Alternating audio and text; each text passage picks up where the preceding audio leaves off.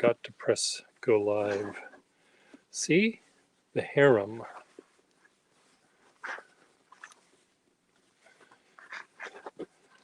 Does it fit me? Does it fit me?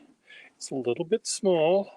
And it came with its own little plastic case.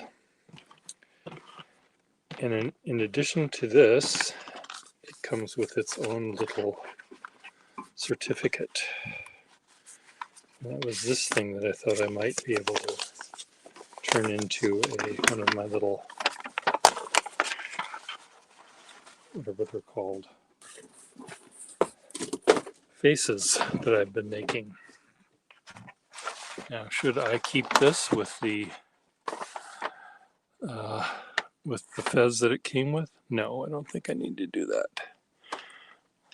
Neither this fez nor this. I don't know. I'm wondering. This is a duplicate. 1965.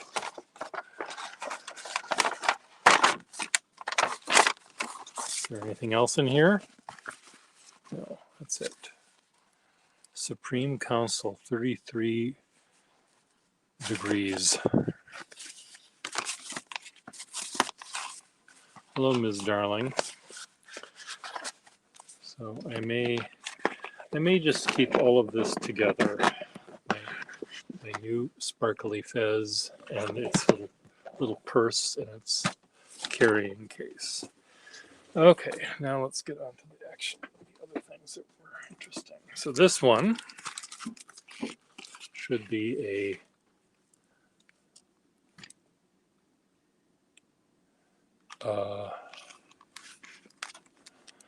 it should be a, what do you call it? What do you call it? Diploma.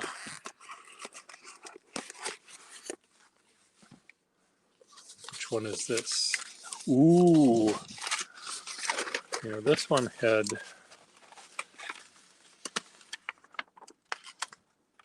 it's quite brittle, as you can see. It's tearing as I speak. The Rose Deer School of Beauty Culture, taught by us and is entitled to this. Taught by us.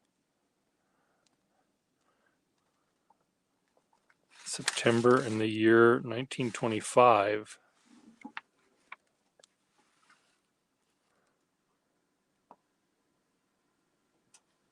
Edna May something or other. So this will be turned into one of my little masks I make, my little portraits. Hello, Friedrich.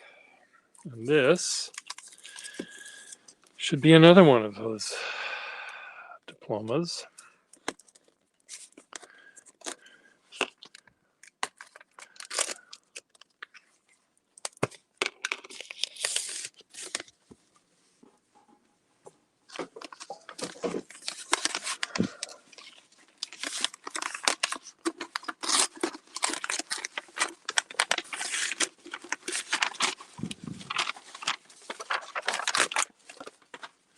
One is this high school diploma, Zella Lucille Roundy.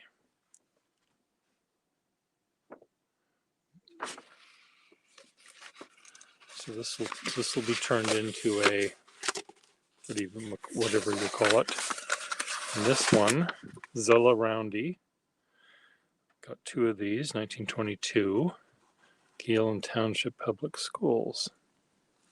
So what I need to do is they're folded up and I need to have them slightly flatter. So we will try to, if we can, fold them up the other way. And hopefully we will do it in a way where they won't break. These have been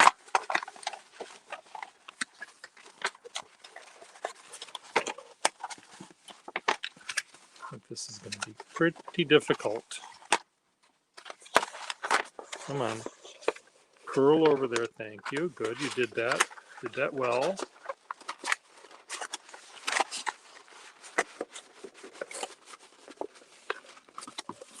what I've learned to do is, while I'm rolling up the wrong way, I take this one, hold it upside down, and roll that into that one.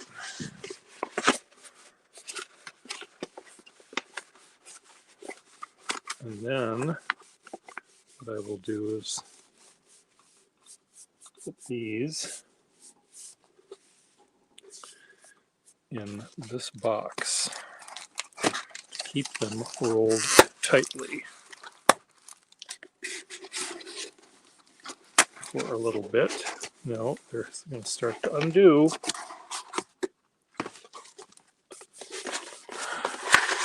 Let's go back, roll them up tighter.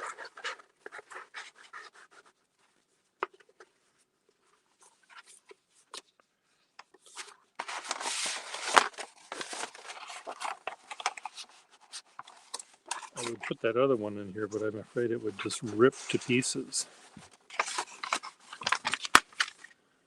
But let's try it anyway.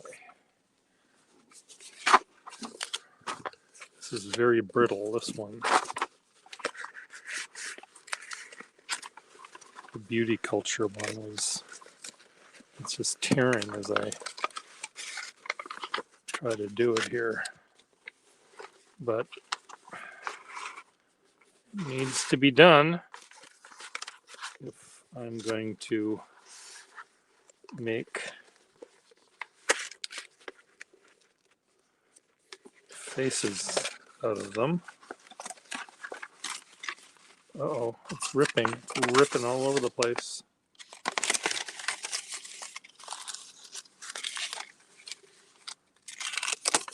So much for beauty.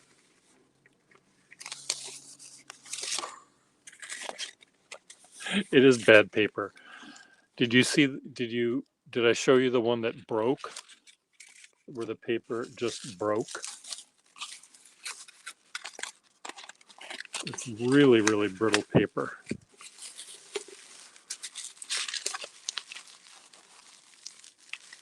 I don't know how much I paid for that one, but it's okay. I can manage. Well, let me show it to you. Let me see if I can tape this shut though.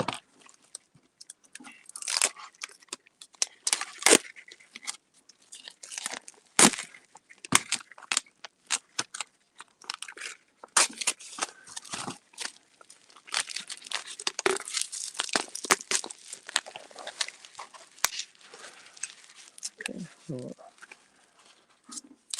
The beauty culture one is, that's going to have to be somehow carefully put together. Somehow. Okay, the one that breaks, I have 2 diplomas from the University of Boston. And this is one of them.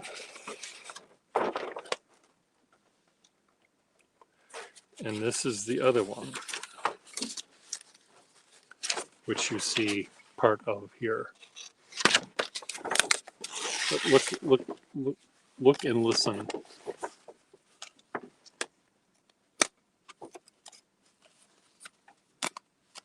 It just completely breaks.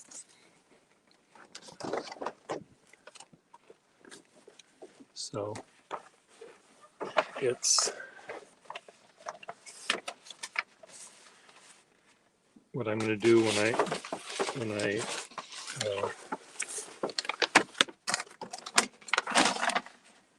make the mask out of this one, I'll just crack it and glue the pieces together. The other one I will cut with the scissors and try to make one look sort of neat and tidy, and the other one can be kind of fucked up.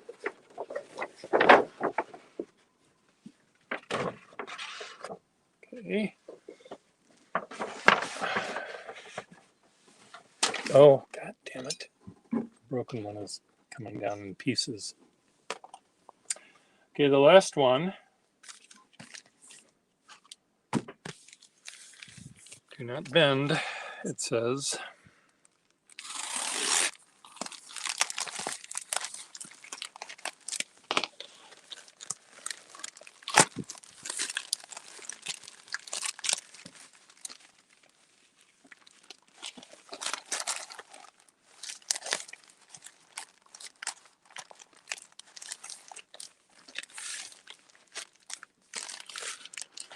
well, I don't know whether it was sun or wet or who knows what it was. Okay, you can just open up. Less difficult is this?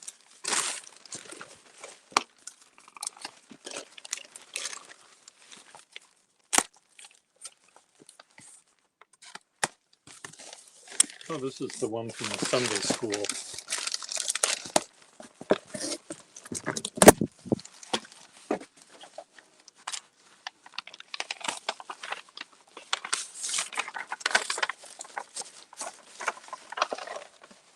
This one is pretty brittle as well. But I like the faithfulness year, the courage year, the consecration, 7th, 5th. I guess there's no such thing as the first one.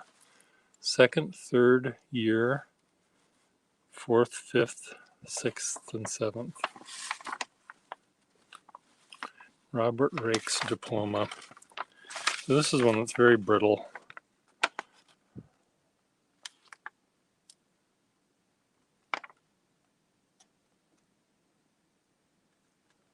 (1921). St. Paul's Lutheran Sunday School.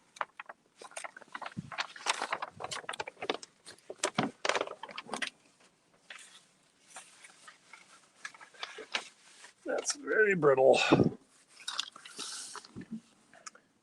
Not as brittle as the beauty college one, though.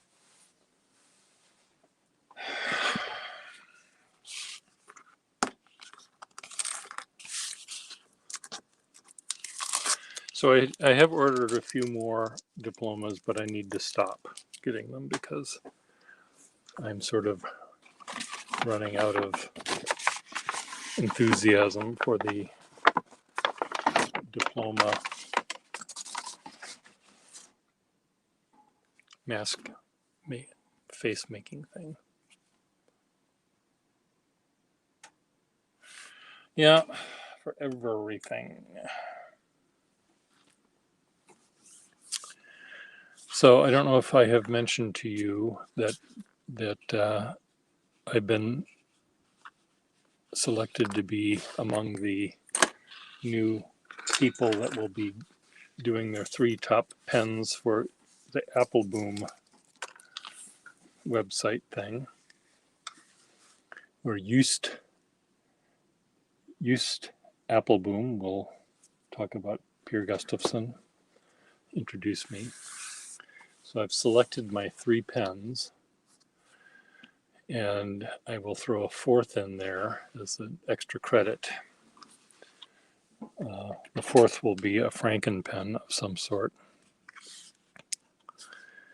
And but each pen I'm going to select, what I'm going to do is have a tray full of similar pens, and then I'll pick the one that I'm going to talk about.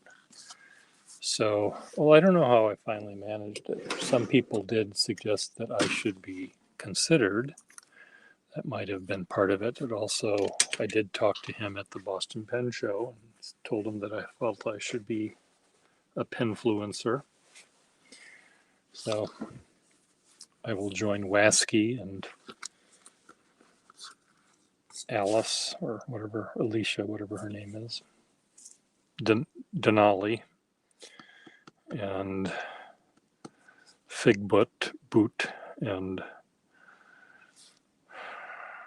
SBRE Brown, etc. Well, the likes of us, meaning what? iconoclasts or some other aspect that we share.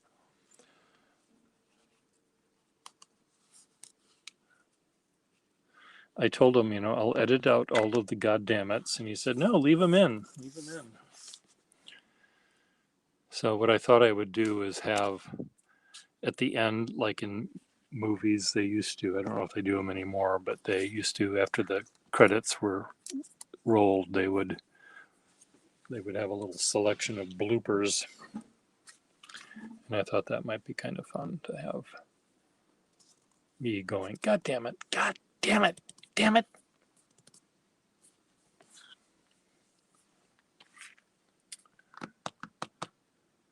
But I'm thinking what I'm going to do is, rather than continually go from someone looking at my face, which is not very interesting, I'll have the pen be the thing that the camera will be looking down at the paper.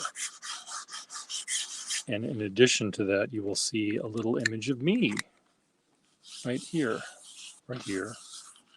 And it won't be from some fancy footwork done by the editor. It'll be the fact that I'll have a little compact mirror. It'll show my face wherever my face is. Where's my face? My face is there. I'll be well lit.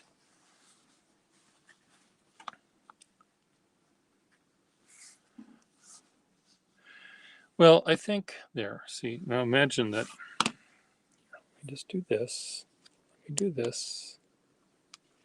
Let me do this. See, the iPad is too big. If it was my iPhone, which I'll be filming it on my iPhone, I'll be able to. Yeah, it's a lovely compact. I need it. I need my little poof. We all need our little poof.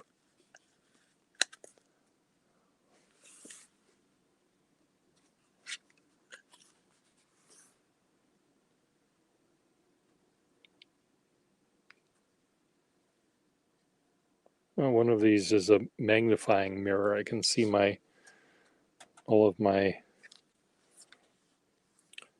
little pimples at 3 times actual size.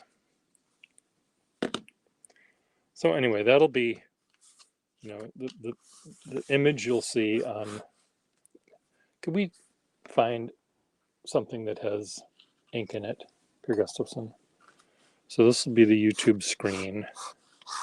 My hands will be here. My pen will be here. I'll be talking away. And here will be the compact with my little face. My little mouth talking away. And I'll have different outfits on, different hats. Maybe I'll wear a fez one day and something else the next. So that's my plan.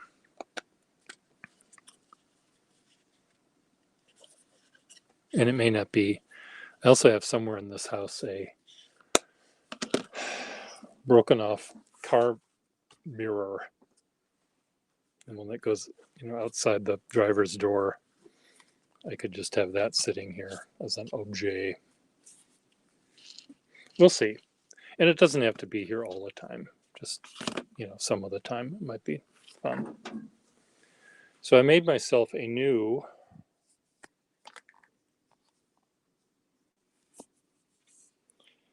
thing to hold up my iPad is here. It's taped together.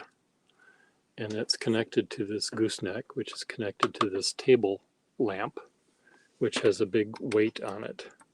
So this actually, I used to have it connected by this thing that was attached to the table shelf, and it was always in my way, no matter what I did. So here I can just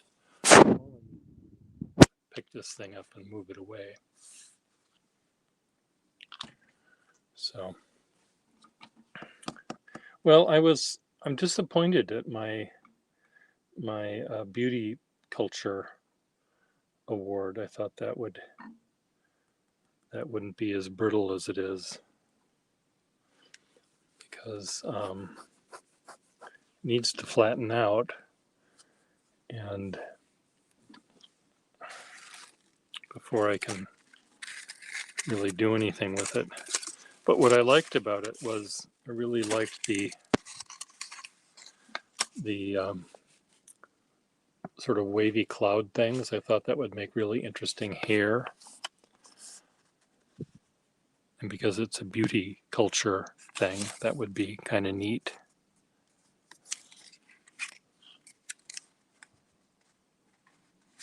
So what I'm going to do is get a big fat book and put some of these things.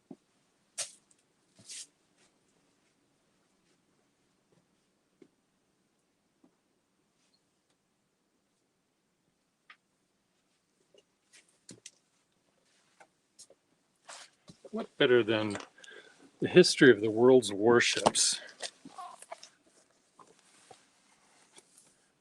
So we'll start here. Where did that piece go? It's right here.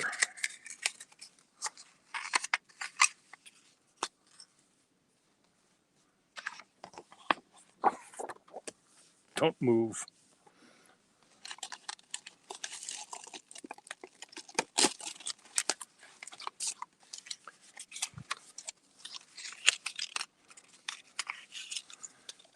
Okay.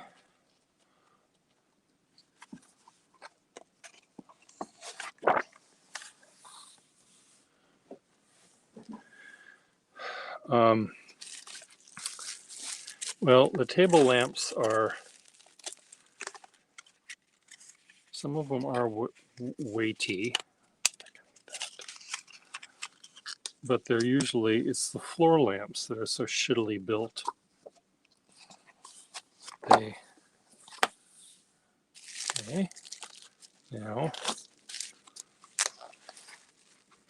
I think, good. So I will leave this here to continue to flatten out. I'll try to remember that this has those pieces in it. Oh, look. There's the Japanese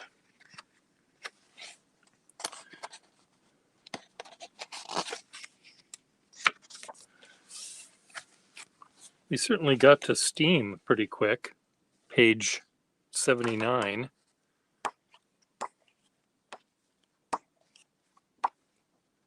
Where's the sailing warship? Well, we pretty quick. Then we waste all of our time on modern things. Okay, so this has those things. Okay, put this down on the floor.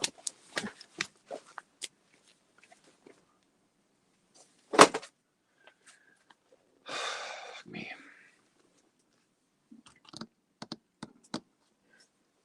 So, do you want to know what my 3 pens are going to be?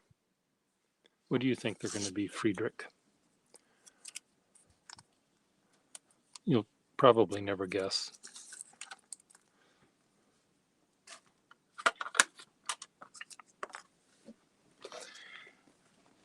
One of them is going to be about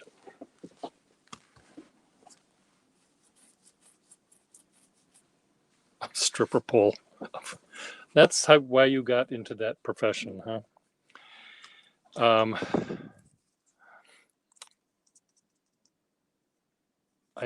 I'm having the 3 pens might be a little odd when you think of all the pens I've got. But one will be my Waterman 494. It's all sort of dinged up, and one will not be a Taper-Rite. Waterman 494, and because it's mainly because it's smooth sterling, and also because it's nicely dinged and really worn really nicely. And I really like the fact that I don't feel precious about it because it's already dinged. And I'm going to use that as an example of ticking off some of the things I like about the pens I collect. Is it's smooth sterling, it's a Waterman, it has a very fine, slightly flexible nib, and it has that wear on it. Wear that 99 out of 100 pen collectors would say, too bad it's dinged up. Well, whatever. Parker 51 is another one, and that's, I'm going to talk about that because of the aha moment I had in collecting. You know, I didn't like them, I didn't like them, I didn't like them, I didn't like them, I didn't like them here or there, I didn't like them anywhere, I didn't like them in a box with a fox, I didn't like them anywhere, and suddenly I loved them. I didn't just like them, I loved them. I went from hating to love. There was no middle ground. And it's happened with Otto Yang, with Rob Morrison, with a few other people who never didn't get the 51-ness until they got it. And once they got it in spades. So, and the one I'm going to show is, even though it's one I don't use, but I'll pretend I use it. It'll be Our Secret, is Olive, the one that has Olive engraved on the back, on the cap, in beautiful script.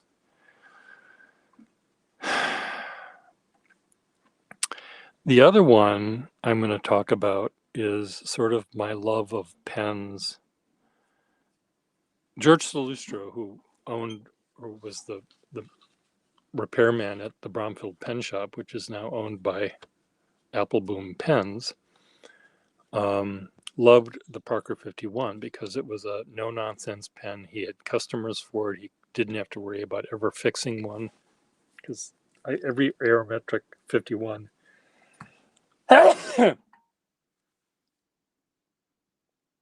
every Aerometric 51 that I ever had, almost up, to a point, I would just wholesale to him because they didn't do it for me. They didn't do it for me. They didn't do it for me. He loved them. His customers loved him. My customers loved him. I didn't understand it until I understood it. The pen that I've always loved and always loved selling to users and drawers and calligraphers, students, was a Skyline. I love their nice rubbery nibs. So I'm going to show that as a pen that I love.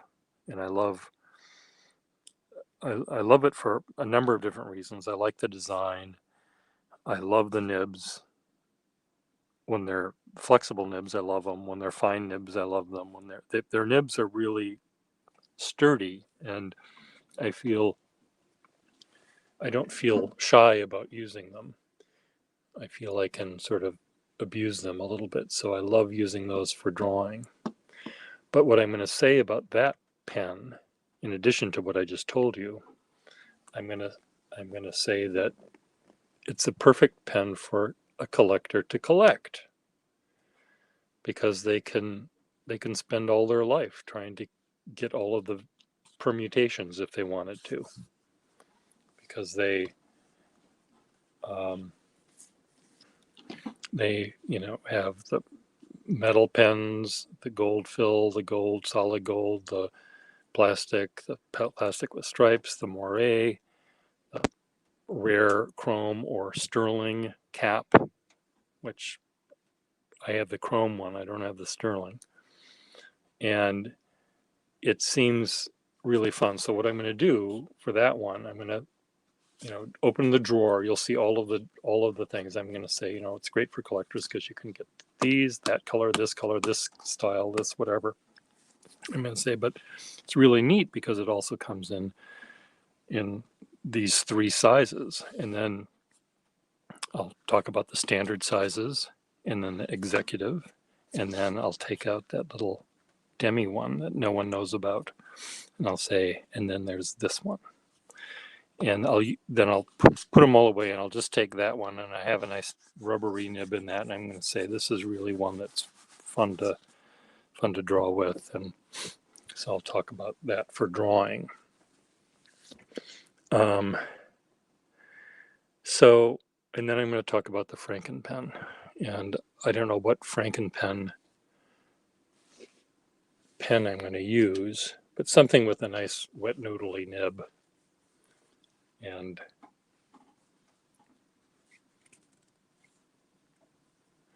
well, see, that's a I would call that a variety of cap style.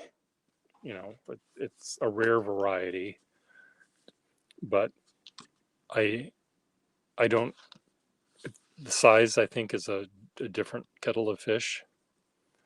So those are going to be the four pens. Um, oh, cool, nice. So you have a weird one as well. Um, so anyway, I don't quite know which of the my you know, I might use, where is it? Do I even have it here anymore? I should.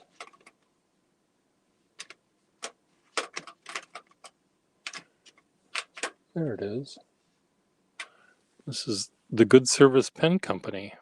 This is the company I own. Made this pen. So maybe this is the one and I used this pen for years and years and years. And at some point the nib got sprung a little bit. I may have changed the nib, I can't remember.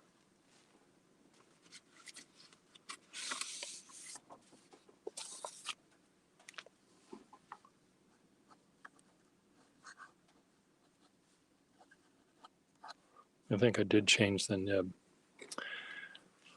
But you know, I'll talk about the Frankenpen and how I make them. I mean, briefly.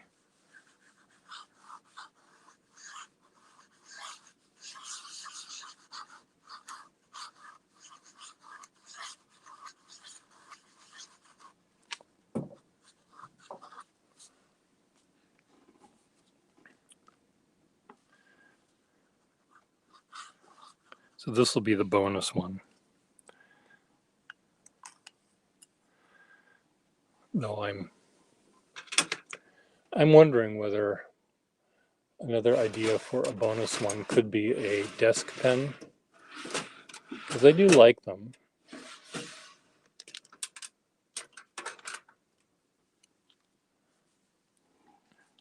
And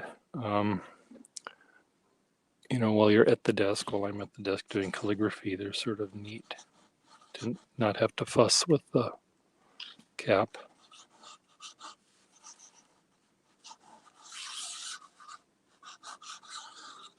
Nah, stick with just the Frankenpen I was going to tell you about.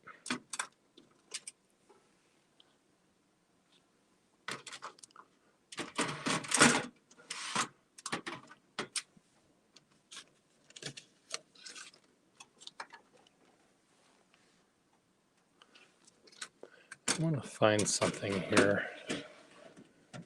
Where are my stubs?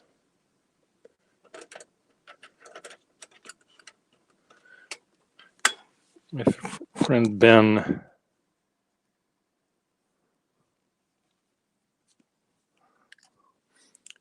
bought a pen at the Boston Pen Show, and he was unhappy that the four of the on the number 4 nib had to be shoved in where you couldn't see it. And I said, well, find a stub nib, number 4 stub.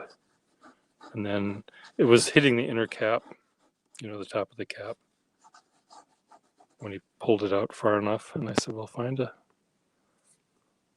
this is a stub.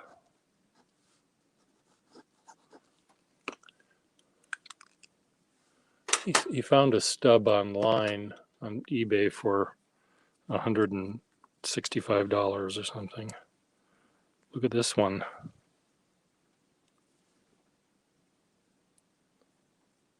How about this on eBay? Big old monster stub.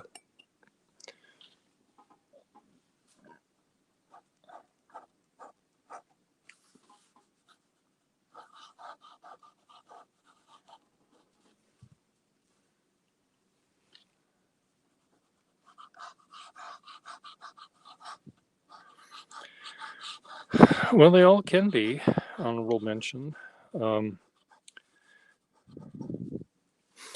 Again, you know me, and you know my interests in pens and how I like them from the nib up, or the nib out. But the and most people like desk pens that have a big old elephant on them, or a clock and a zeppelin, or all that other shit. Horses. And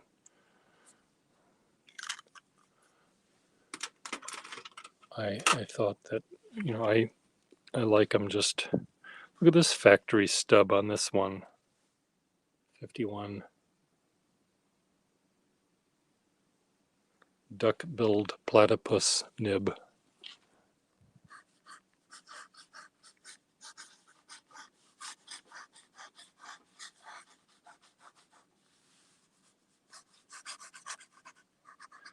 Well, I told him to offer, it was one of these buy it nows, and I said, offer 125 and see if you get it. I haven't found out that he had yet. And I said, I'm sure I have a number 4 stub somewhere. And I really don't use stubs very much.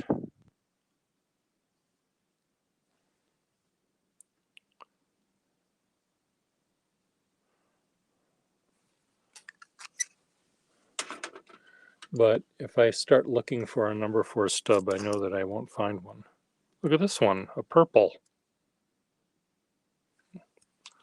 What is this doing in this pen? It is a, what kind of pen is it? Why is this in this pen?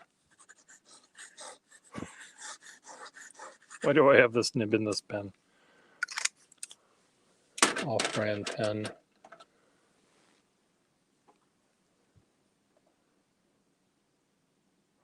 Here's a stub flexible number 2 Waterman nib. Is this a Waterman pen? It doesn't look like it. Rounded top. Doesn't make sense.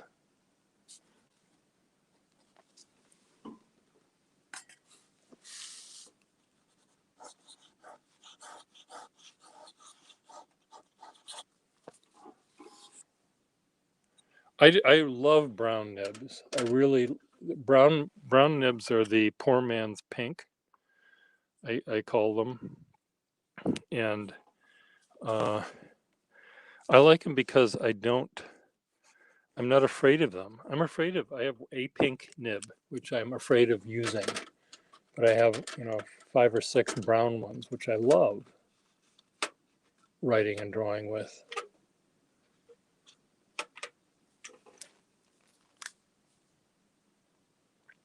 This is one of these emblem pens that I was going to sell to someone, and I wrote with it. I did this with it, and I said, I don't want to sell this.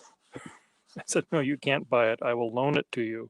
He wanted to do his wedding invitations, and I said, I will loan it to you, but I cannot sell it to you because I need it. I need to keep it.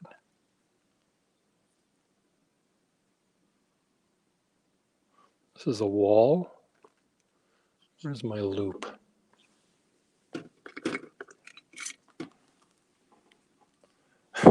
You, me, you want it? Wall 10-point pen number 3.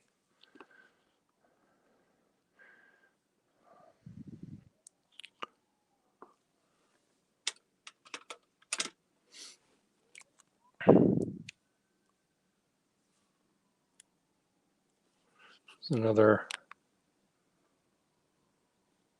stub, emblem stub.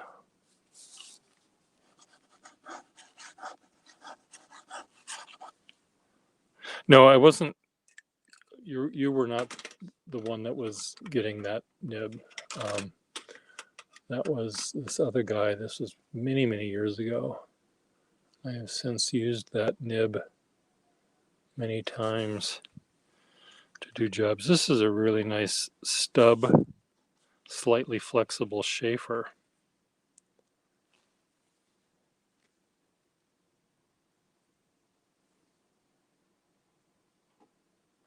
I may have another slip cap emblem. I may have one of those.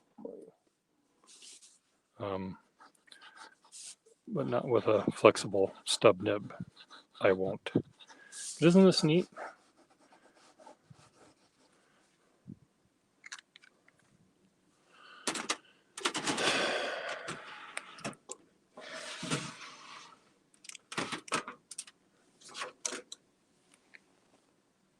Actually, I know, oh my God, I know where there's a blue nib.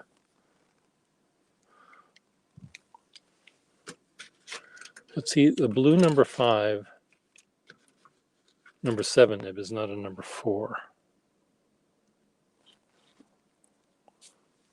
Needs a 4 size. Hey, Canada. You know, I was speaking to you of you the other day. A couple of things came to mind. You and the Fextonol. You know, when are the wedding bells going to be? You know, the little bromance you've got going on here. I'm joking, of course. But I said, you know, I see all of the really nice pens that you get from him. You don't give me any pens.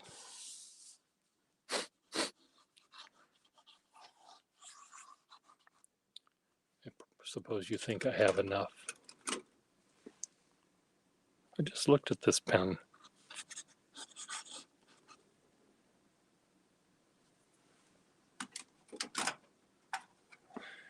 All good things. They were all good. Almost all. Almost all the things were good.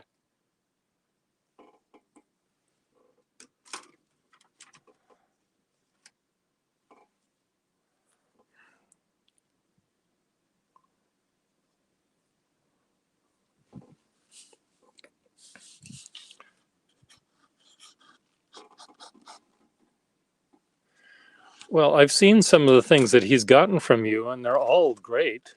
There's nothing wrong with any of them. So I'm sure that there would be all sorts of things I would like.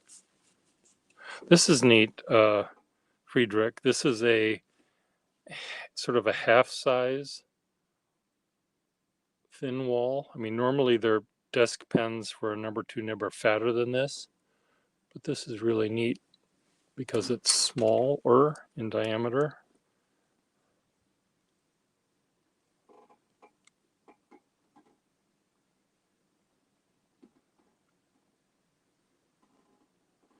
Signal. Okay, I'll see if I can get that app.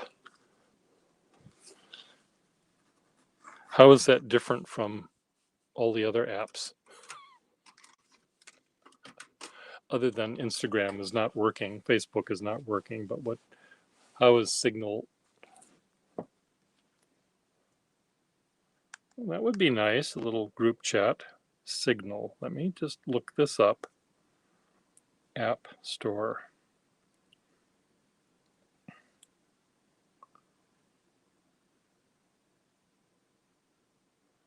Yeah, it's very strange, that pen. Search Signal, Signal, Signal Messenger LLC, right? Is that what this is? That one? No, that's not it. That must be it. This one.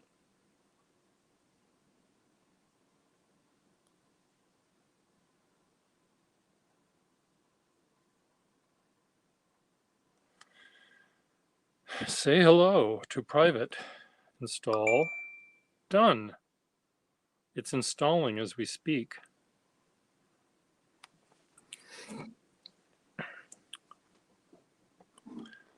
So is this going to automatically, I'll sign on via Google or something, so it'll use my real name?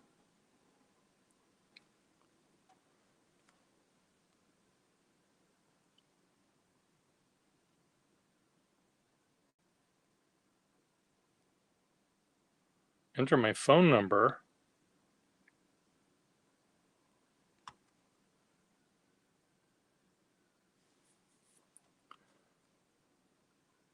I'm getting a verification code.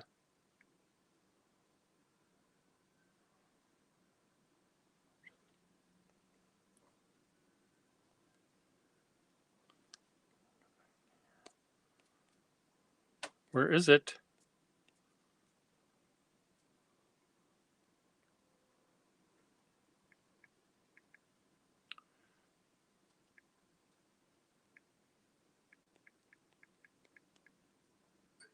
Oh, I just spelled my name wrong. My name is misspelled.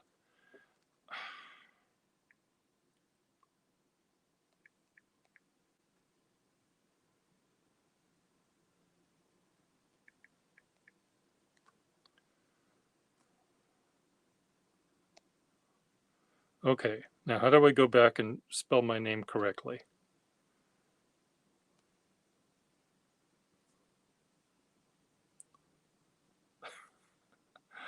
Gustafsson.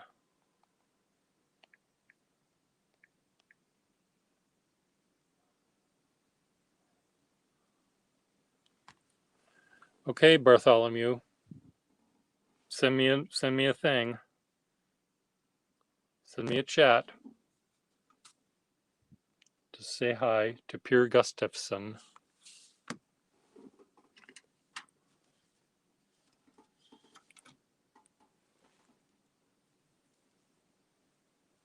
Oh, I can use your phone number.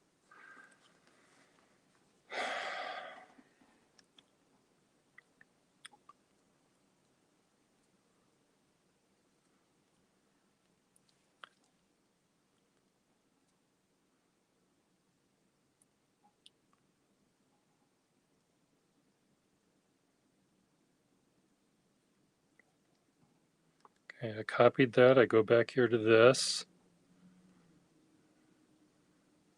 and add people, add photo, invite friends. Is that how I do it?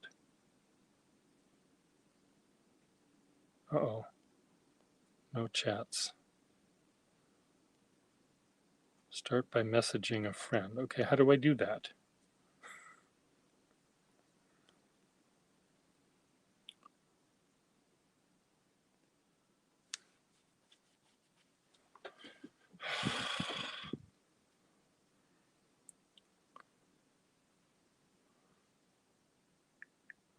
Okay, did it work? Or did I say hello to some complete other stranger?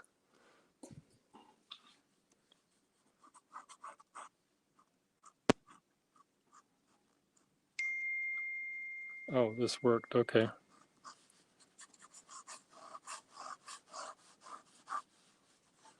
Okay, so there, now I see. Voila. Look at you.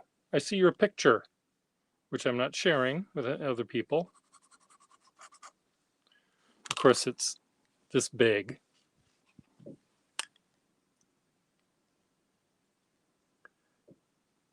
Yep, that's you. I did see you face to face once 2 years ago or whenever it was when we talked on Skype or however we talked, FaceTime it.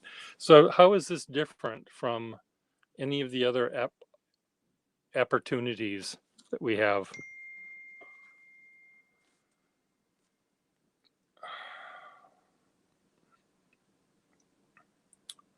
Oh, so now I'm in a special room. So I have to speak French in this one. Bonjour.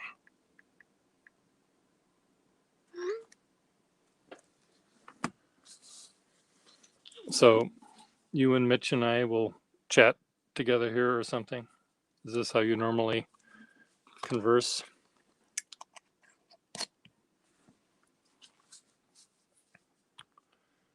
Looks like you're able to turn on a camera as well on this thing.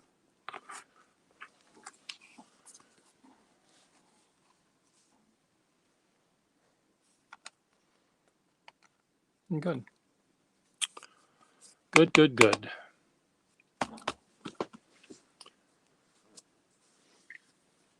Now, Friedrich, are you still in the room? I can't ignore my other people.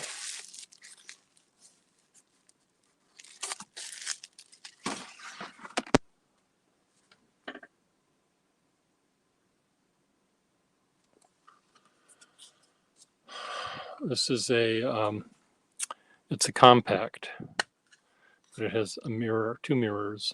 One is a regular mirror, the other one is a enlarging mirror. So I can fix my makeup or send signals to the airplane. I'm here. Help me, save me.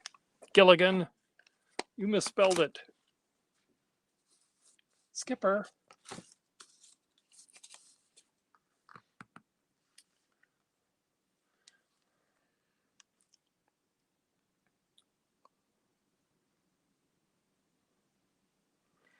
Someone posted a picture on Instagram, which of course I can't show you now because I can't show it to you.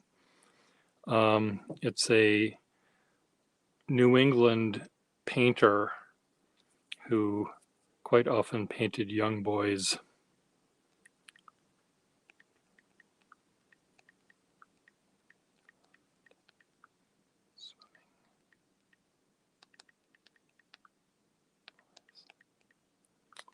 Let's see if I can find him.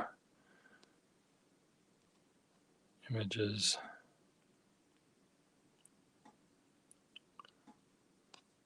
Iconic. Okay, that's not it. I think it's New England. But anyway, there was this image of these 6 or 7 boys swimming naked, and there's a man in a boat, and he looks like Gilligan from Gilligan's Island. So I have to find it here for you. The name starts with a T, I think. Painter, Bostonian, young boys swimming.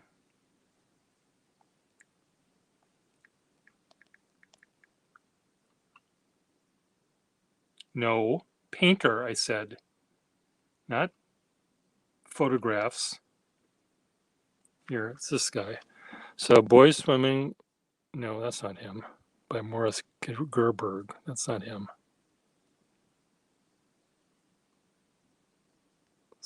Scott Tuke, is that his name? Henry Scott Tuke. Okay, so let me find the one. Tuke, painting. Tuke, painting. Images. I'll get to it in a minute. See, they're normally pictures of young naked men swimming. Like what can be wrong with that? But here's the one with Gilligan in it. See? There's Gilligan. And there's the skipper, and there's Marianne. And this is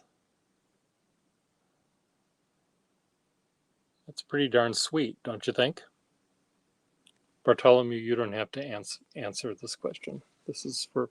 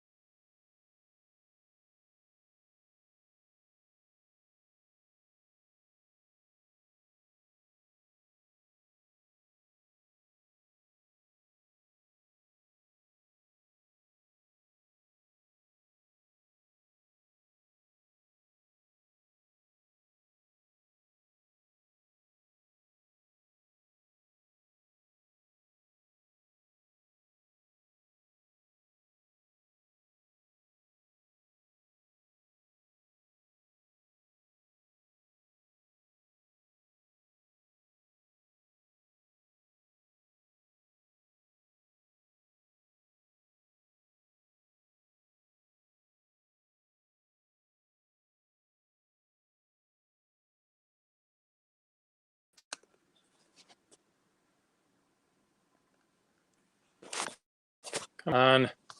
Jesus Christ. Okay. My iPad somehow thinks my iPad suddenly just stopped, and it has 35% power still in it, but it pretends that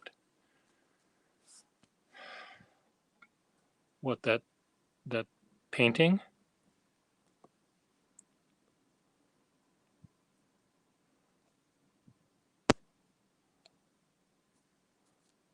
Is that what you want? Yeah, we're all gonna, have a little cluster F, I guess. Copy. I'm going to send it to you in a text. I can figure out how to do that. A regular text. This is just going to be one other way for me to get screwed up. I've got all these. What channel? I don't know. I sent you that that painting. I didn't know what you wanted me to send. So anyway, this is a compact or makeup mirror. I guess it's a makeup mirror. It's not a compact because it would have a powder puff and a little rouge thing.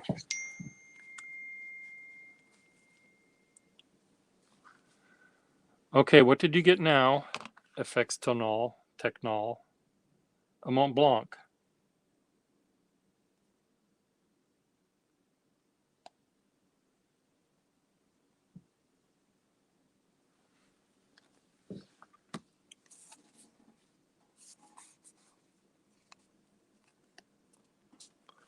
I don't know what channel you're talking about.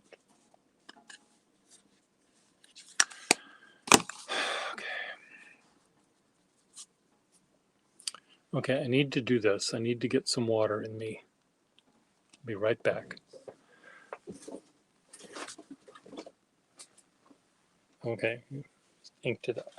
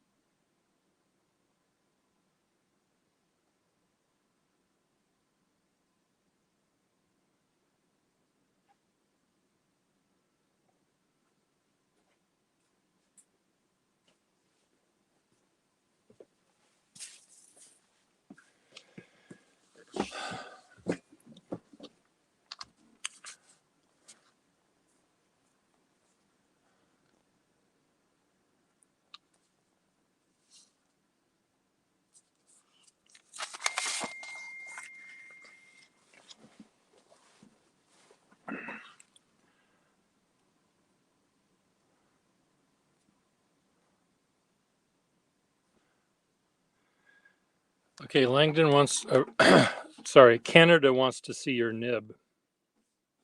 It's all about, go right to the gutter, don't you, Canada? I'll show you my nib.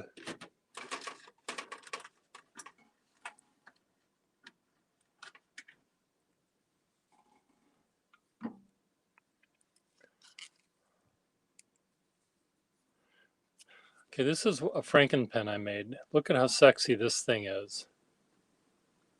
Pen pencil Eclipse, pen pencil combo, hard rubber, slim long vertical lines to make it look even skinnier than it is.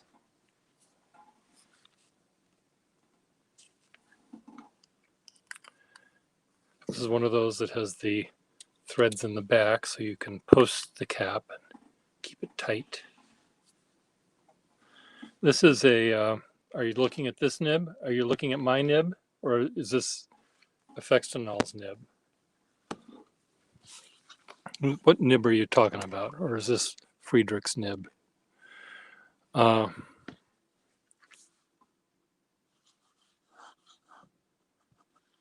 This is a Victorian dip pen nib that I put in this pen, but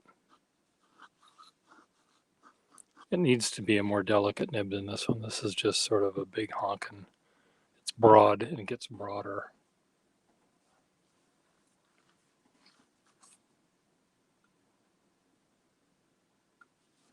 A Parker, I don't even know what a 65 is. One of those early Bakelite ones. Why is this paper so shitty?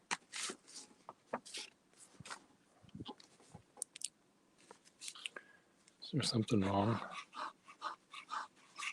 Yeah, the paper is shitty. It's very weird.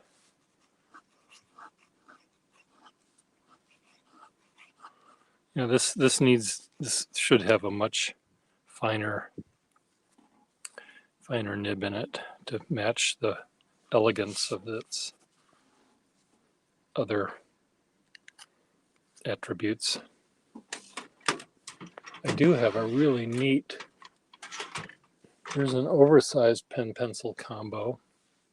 Well, it's not oversized, it's larger. This is about a Waterman 55 size pen pencil combo, completely unmarked. No maker on any part of it. And I put a really nice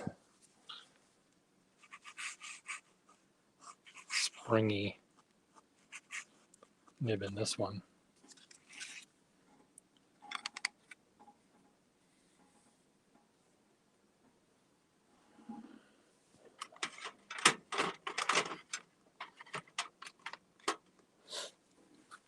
Here's a Hicks pen, smooth sterling silver, the smooth sterling silver section, and I took out the Hicks nib and put a really nice springy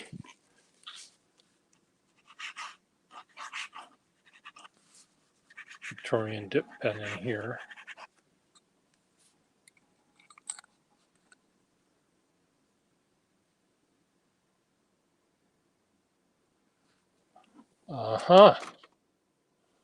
Maybe Todd's. Swans or swans and swallows? Are you, and sparrows? What else did they make? Geese, ducks.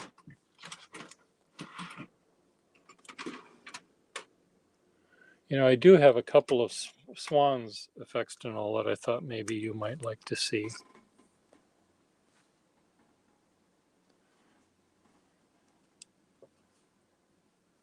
This is a huge Pencraft pen, I think. It's about the size of a 58, which I put a dip nib in.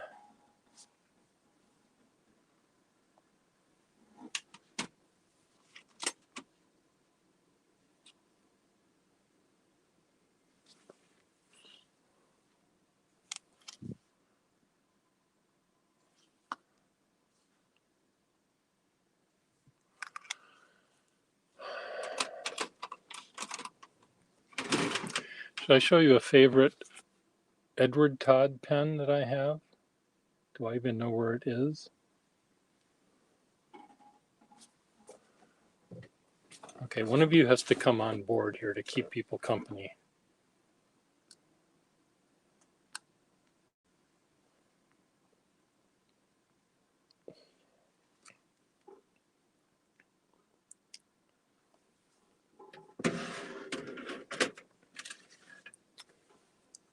I didn't even know there was a company that was alive and well to move to Argentina or anywhere else for that matter.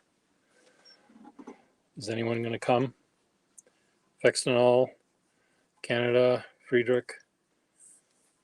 Everyone have their pants on.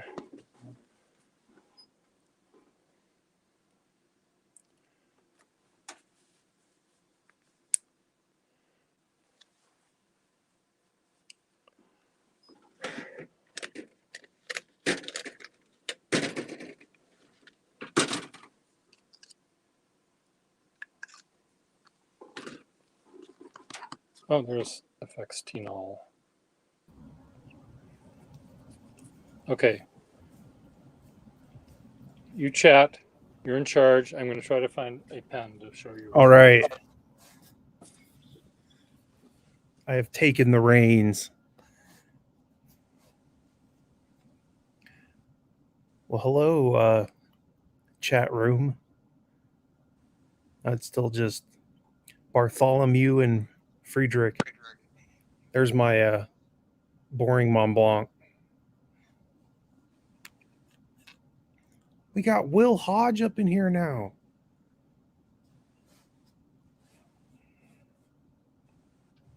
Bartholomew is asking about my nib. So there's my nib.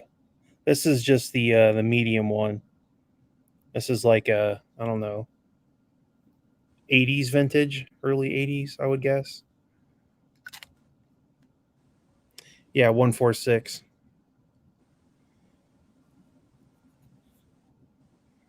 No way, Parker's in here now. This is like a family reunion, just like the old days. Hello, Marilyn.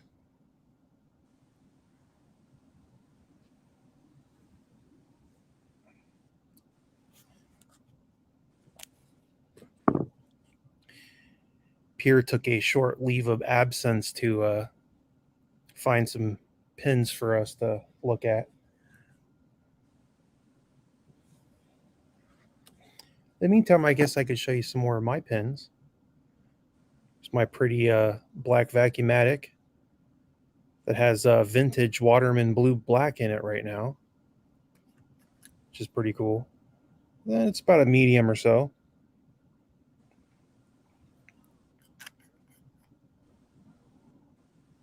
And I'm still stoked because I got this pen for $60.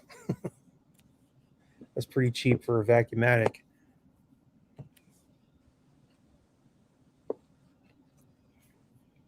I might as well just show you everything I've inked up at the moment.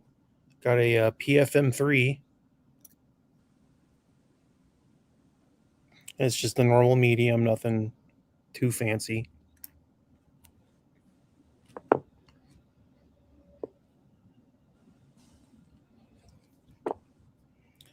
And this Pilot Falcon, or Pilot Metal Falcon, actually,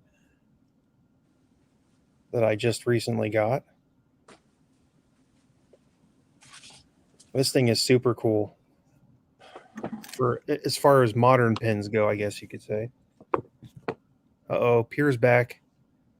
So I wanted to show you this Edward Todd in sterling silver. This nice little herringbone thing going on. Really, this is sort of what a wall pen might want to grow up to be. Yeah, but it is like a an executive version of a wall pen. Oh. And here's a little Hicks pen, I think. W.S. Hicks. William S. Hicks. A little stub nib in this thing. These are postal fillers. Little bloop, bloop, bloop, bloop, bloop. Is that what that's called? A postal filler? I think so. Friedrich? So it's just got like a little bulb on the end and like a little filler tube in there? Yeah, it's like a little... yeah. Someone's dinging me. Interesting. And here is another Edward Todd that I got from Neville Bedford that he got from Susan Worth. And hand hammered. See, that's what hand hammered should look like. You see these pens people do now, and they look terrible. And here's a sterling silver smooth Schaefer. Oh, that's cool. And the guy that Rick Krantz sold this to me years ago, and he said, I sold you that Schaefer. And I said, okay, let me see if I can find it. And I looked for this for months. And it was in the drawer with the smooth sterling that I looked at like 10 times. Mm-hmm. And it was sitting right there. So I don't understand it. Okay, who's dinging me? That Rick Krantz guy is a really good guy. Yeah, he's very nice. I like him a lot. I bought a Schaefer flat top from him, Yeah. and the lever on it broke Yeah. like the day after I got it, and like a month later, I had totally forgotten about it. And he sent me a random message like, "Oh, hey, if you still need a lever for that pen, I just dropped it in the mail." So he totally didn't forget about me and sent me the part I needed and everything. Oh, that's the one that you wanted me to find the part for? Yeah, that's the one I was looking for the lever for Okay. because he Well, didn't think he had one. I had one. I just wasn't here. I think I was in Minneapolis Yeah, and you were wandered still over. in Yeah. So Minnesota. anyway, yeah. A silver Schaefer is super cool. Is it like a number 3 nib or something? What is in that thing? It might be a 3 or a 2. I think number 2. Oh, it's a number 2. Well, that's what's in it. Whether that's what it came with, I don't know. I may Yeah, who knows? any pen that I'm getting that I want to keep for myself, I often will upgrade the nib to one that I like, and usually I try to make it match. Sometimes I say, oh fuck it, I like this one better. So, well, he's not going to get. He'll have to get this out of my cold, dead hands because he's not going to My get cold dead hands. the only way you're going to take my sterling silver smooth Schaefer is out of my cold, dead hands. Yeah, I have a few pins like that.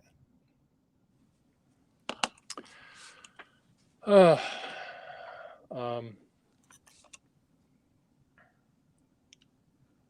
Oh, you're asking about the nib on this Falcon. This one is a soft fine, and it's got some spring to it, but it's not even what I would call a semi flex. But it's really nice to write with. You don't get massive line variation or anything, but it's a very nice, soft, responsive nib.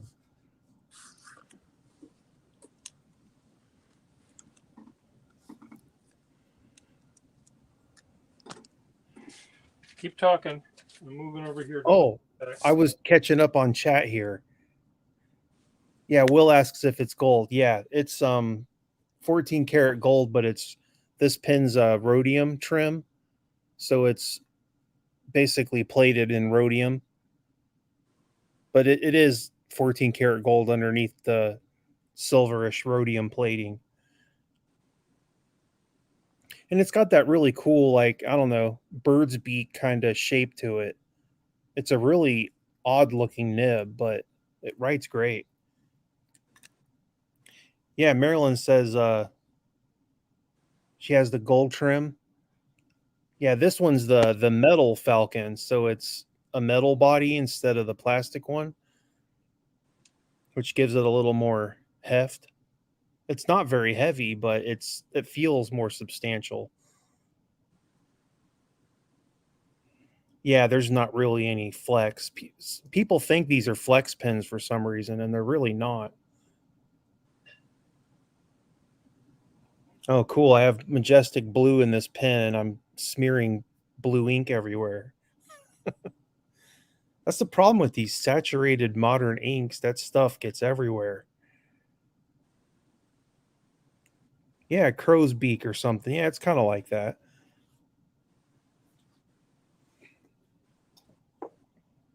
Yeah, but I don't know. I went on a little bit of a kick there for a minute with modern pens, and I got this Pilot 823.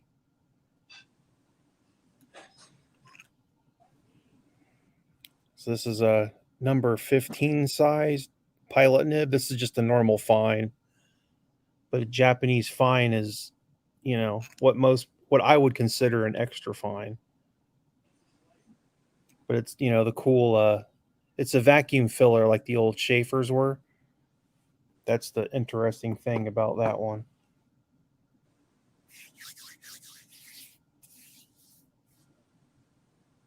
Yeah, the FA nib, which they also call a Falcon for some reason, I guess. That one's the actual flex nib.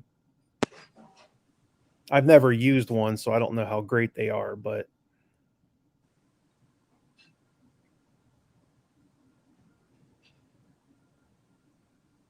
Yeah, nomenclature confusion. That's exactly what it is.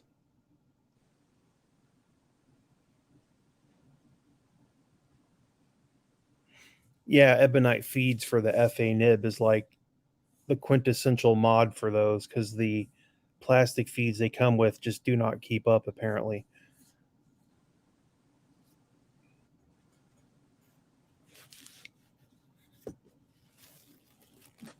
I got a bunch of snorkels. What else do I got?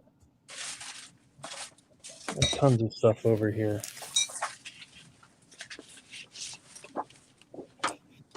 Did you hear the trauma from the kitchen? Clanging and banging and No, it's been pretty quiet actually. gravity working. You testing gravity over there? Working all by itself. Here's my Miami Vice Schaefer Targa. Oh, that's And pretty it's got slow. a That's look at the nib on that thing. big The fat most nib. ridiculous broad. Yeah. That's gonna Totally outrageous. that'll impress the judge when you're signing the check for the bail on Miami Vice. Yeah, I don't know what model this one is. It's like the little geometric squares. I forget the model number. But I got a bunch of them. Most of my Targas are the 1003 or whatever, the matte black ones like this. And I've got some of the later ones with the gold derby and the earlier ones with the black one. Because I went on a Targa binge there for a while, a year or two ago. I got one with I bought a stub nib on its own for $20 or something silly. And I had a like a new old stock barrel and cap, so I made my own stub Targa.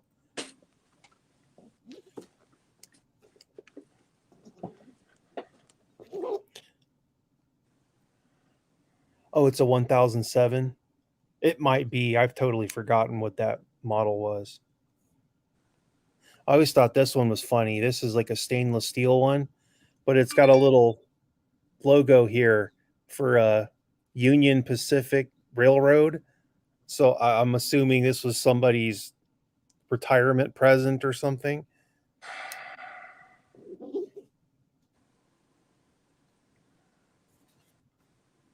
A complete matte black set. That's impressive. Like all the different nibs or what? Because Targas came with a lot of different nibs. They had like obliques and uh, stubs, and they still offered a lot of nib options, didn't they? I don't actually know.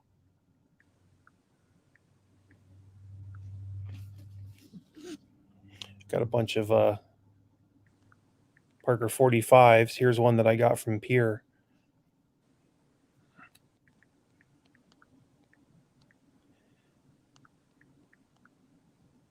I've never worked anywhere they handed out half decent pens. Well, it used to be back before late capitalism that you could work for a company for decades and then retire from them. And some of these companies valued their employees enough to actually give them gifts. But that sort of a thing doesn't happen anymore. Frederick says he has one that's engraved to a French Canadian regiment. That's cool. They all had to share it.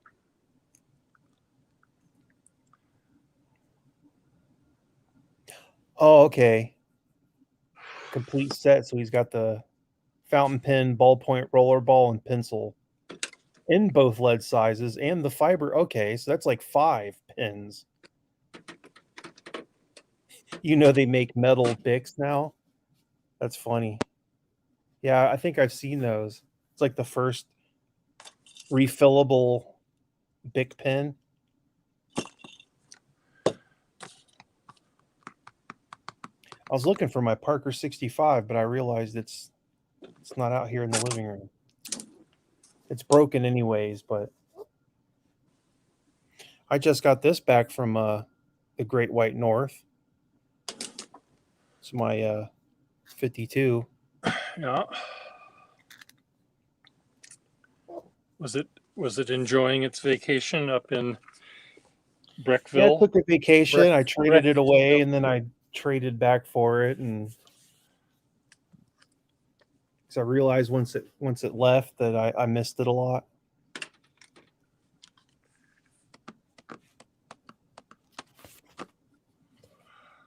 We have 10 people watching. It's all because Facebook and Instagram are down. People are jonesing for some sort of social. Yeah, they're jonesing for social internet interaction. They're stuck with us. I didn't even know Facebook and all that was down. I don't ever go on there. Well, Facebook and Instagram are down. I'm watching TikTok and YouTube. I can't stand TikTok. I think that's stupid. I don't like it either. A friend of mine said, who's a little older than I am, said, "How long has TikTok been around, and when will it go away?" Yeah, when will it go away? I'm waiting for that day as well. Was that a ebonized pearl you just pulled out, Pierre? It was That's pretty. 2 of them. Ooh, Let's see how many others I can pull out. One of them is the one that I bought from Rob Morrison for $265, and it was probably worth it because Rob's pins are top notch. it is worth it, and but he knew he had me. He knew he had me by the balls there, because The proverbial scrotum, as it were. because it has this extremely Oh fine, wow, flexible nib, and Bartholomew's having an aneurysm over there. He loves those ebonized pearls. Oh, look at that thing. It's like a Waterman pink. That's amazing. Nib. And I've rarely used it because I'm just afraid of it. But Because it's that delicate. It just seems like it would break. And Yeah. I don't use my pink nib either because I'm afraid it's going to break. But I know it won't. I mean, here's another flexible. Many of my Schaefer nibs are flexible because I've been on the look for 30 years, 35 years for them, at least. Right. So almost all of these Schaefer pens I have at this desk have the fine flexible or somehow flexible. Of all the Schaefer pens I have, I don't think I have a single Schaefer pen that would classify as flexible. You must, well, semi. There's a couple that are sort of semi-flex that have like Schaefer number 3s or a feather touch nib, but Feather touch nibs, I was thinking, yeah. Yeah. Beyond that, I don't have anything close to that. Bartholomew says he wants to pass that pen on to him. He does, huh? Oh yeah, he has a serious boner for the ebonized pearl Schaefers. Well, I only have a frivolous boner for these, but I do like them. And only a semi-chub. Yeah. If I get anything resembling any sort of thing and erection these days, it's no. I still get one for some pens. I get a chub for pens. That should be the bumper sticker. Maybe I'll put that on your fez. Yeah, honk if you're horny for fountain pens or something. No, I get a chubby for pens.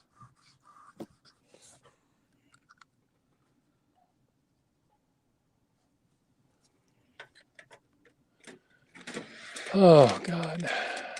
I like how you've decorated that envelope. Well, it won't get anywhere.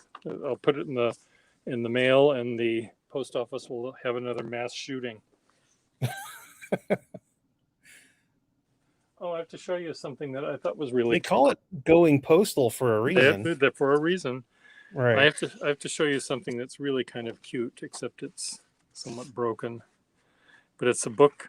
It's a page from the Terracotta uh, Foundation or something. So that you'd go to your what used to be Home Depot in 1920, and you'd say, "Where's your terracotta department?"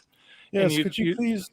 you'd be brought down to the terracotta room, and the man with the little morning jacket and the wing collar, starched wing collar, would say, "Oh, here's our little brochure. Would you like it?" And what you do, it has this little wheel, and you rotate it to show the different sort of colors you can have on the back of your terracotta frieze on the temple you were building in the Lake District. Or Well, having been in the printing industry before myself, I know how difficult it is to make something like that.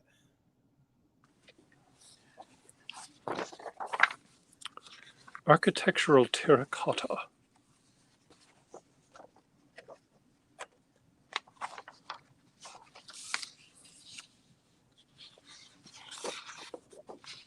Oh, It looks like the inside of an old bank.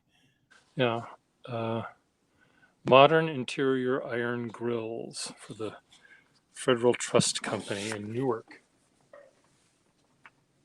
The bank that I go to here in my little town doesn't look quite that old inside, but it still looks like the 1960s inside. It's pretty cool. Uh, You go into most banks now and they're totally soulless. Does not look like a professional establishment. see, Looks like an Apple store. this is Yeah, the that's company. cool. That's the company where the Vacuumatic was invented. That's the building where the Right.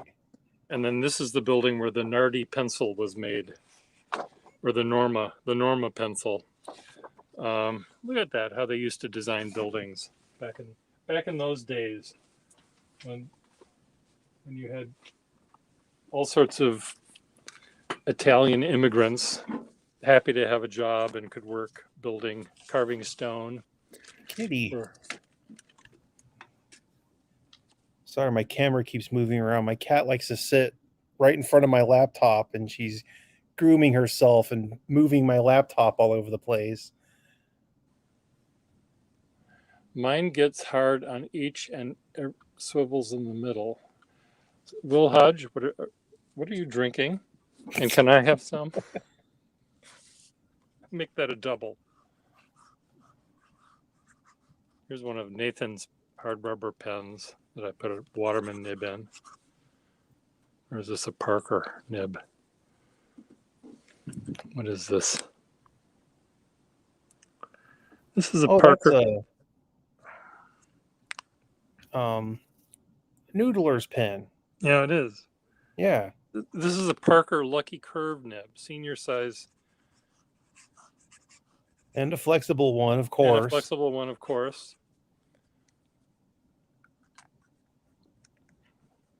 Got to make us all jealous. There's another Noodler one. Will says it's a scotch and water. Frederick is requesting some absinthe. He wants to dance with the Green Fairy.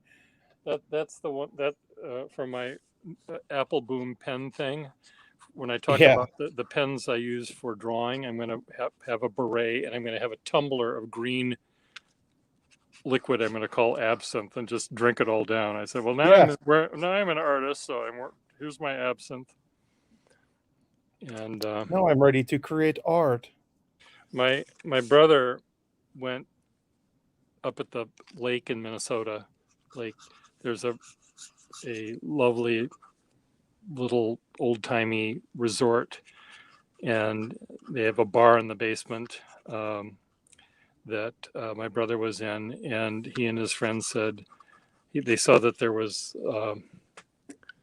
Benedictine and B&B on the bar thing, and they said, "Oh, let's have a B&B." So the guy brought down the bottle. He never bartended before. He got down the bottle, the glass, and it was like a tumbler. And they said, "No, no, no, you're supposed to use that glass." And they pointed to the brandy snifter, and he filled it to the top Whoa. with B&B. So they drank it all down. Does anyone else want to join us? We've got 9 people in the room. Someone else must have pants on. Has anyone else ever tried absinthe? Because I have. I think I might have had it once upon a time. I mean, it's legal now to have it, I think. Well, I've had both kinds, the legal and illegal version. I say you had it when it was legal. It was when it Yeah. was.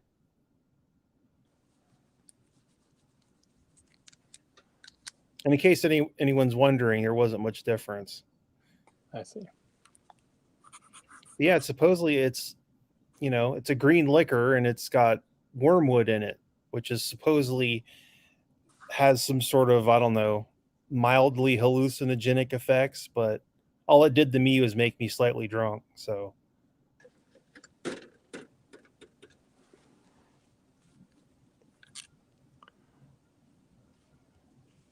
and it has a very peculiar, like, licorice type flavor. It's very, very herbal. Do you know what Like Greek ouzo. It's kind of got that thing going on with it. You know what this pen is? It's a Japanese pen of some sort. And a neighbor found it, and Like a platinum or something. What is that? it had a little spherical top, but she cleaned it in an ultrasonic cleaner, and the top came undone. But it has this huge, fat golf ball of a nib on Wow. it. And I think that's a sailor, isn't it? it doesn't say sailor. Oshado, OHASIDO, since 1912. OHASIDO.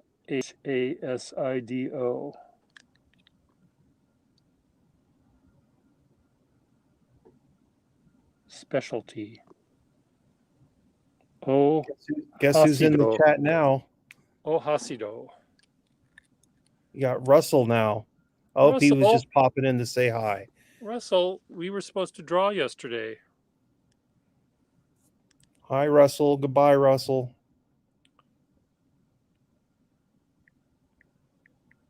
Yeah, Marilyn was saying it wasn't real absinthe because it tastes like Jägermeister. Yeah, it's very, very herbal. But the stuff I had, somebody smuggled it from the Czech Republic or something. I couldn't read a word on the bottle.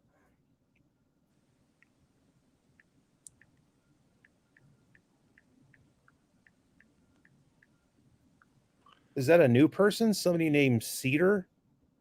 Oh, Cedar. Cedar is an artist and who uses fountain pens. Oh. Well, it's just somebody I haven't met then yet. You may not have met him yet. So anyways, he and I have, you like his drawings? If Instagram starts up again, I'll send you his feed. Cool. But Cedar does really, really fun. I can't show you because Instagram is fucked up. Because Instagram's busted. But he does really, really nice. They look almost like they're cartoon strips because they're sort of start at the top and go this way and then they go down like this. But there's not little squares, but they're just. They look like they have a narrative that you read like a book. And very calligraphic lines, and he's uses old pens and is quite prolific. That's the word I want in his drawings. Here's a question for Friedrich. I have these Schaefer school pens. Do you know what era these are from? They're all slip caps and steel nibs like this. Yeah, And they're all cartridge the pens. cartridge pens. They were things that I had when I was in school. So 19. So they're Early like 70s, 60s or late 70s? 60s and early 70s. I used them. Gotcha.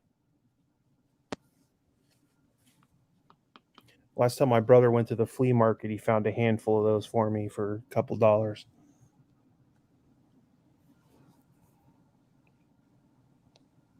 So I remember seeing those all over when I was young and in school. Are they flat cap? No, all three of them are slightly different. Well, some were rounded, some were flat. I'd imagine the rounded cap ones are older. They might be, probably. Yeah, this one is clear and it's got a rounded cap and barrel. This one's kind of a, I don't know, semi-dome, and the bottom of the barrel's like that. And this other one's like a blue version of that clear pen. Round cap, round barrel is earlier. But yeah, they're actually great little pens. They have actual ebonite feeds. The steel nibs are decent enough. But I mean, they're just cheap little school pens. Oh, I think they were $1.99 when they were new. And they came with 6 cartridges, I think.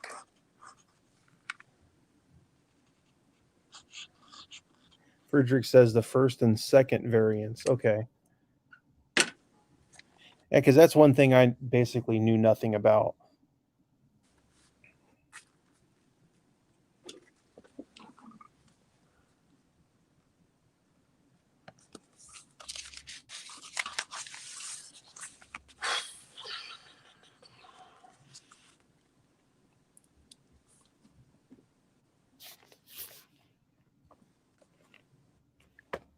That's not what I was looking for.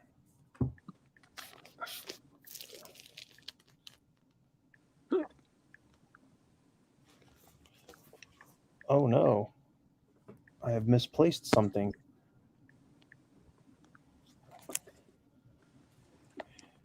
For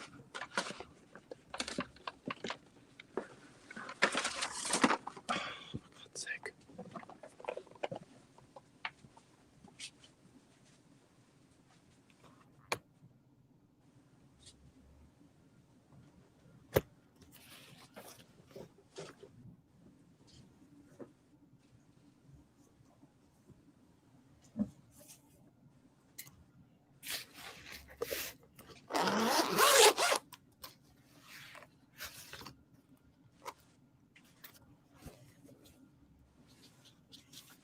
Oh, you can eyedropper those things. The plastic the barrel's made out of is not very confidence inspiring, though. Imagine it wouldn't be too hard to crunch one of those. And if it was eyedroppered, you'd have a hellacious mess.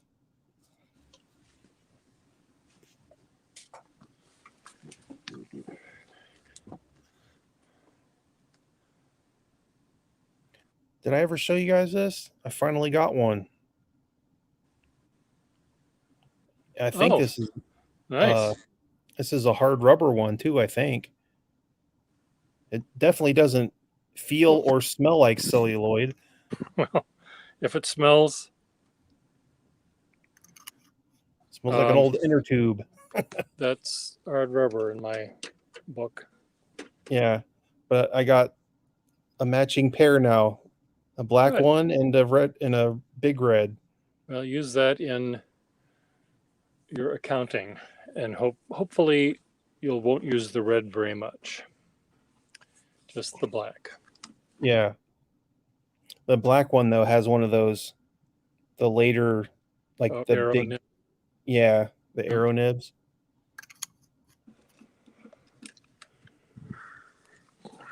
But when I first started collecting fountain pens, this was the one pen that I wanted. Yeah, I remember I traded a blue one for a red one once in my silly youth because I didn't have a red one and I had two blue ones, so I got rid of one of the blue ones for the red one, not knowing that I was being silly. But yeah, the blue ones, what is it, lapis or whatever? yeah. Yeah, those are even rarer than the red ones. Yeah, and there's two different kinds of blue. There's blue, and then there's a different kind of blue. They have like a true blue, and there's one that has blue and white specks, and one that has blue and lighter blue specks. So I've got the little mini junior and the senior version. So you need the ladies one. I need the junior version of the red. Yeah. And I don't know if I want a ladies version because those are tiny. Because I have this thing. This is a ladies duofold, isn't it? Yeah, yeah. Yeah. And they did make one other kind, which was a slender senior, no, duofold special. Which is the length of a senior, but the width of a junior. The width of a junior, yeah.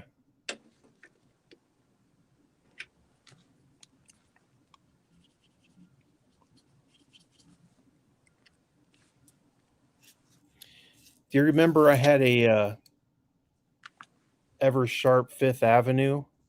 Miss Marlin wants to join us. Oh. And Cream. Well, hello. Hello. Hi, Ben. Hi, Ben. I put pants on, so just in case. You put pants on. Okay.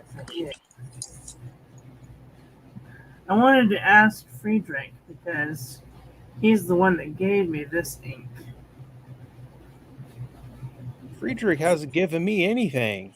I feel left out now. I got a very nice book from him, which I read part of. I want to know where he got this ink. It's like a murky green. It's very Halloween. I've just bit my tongue. It's very Halloween-esque. It's called, he calls it, what does he call it? Freddy Tinker Inks, Freddy's favorite.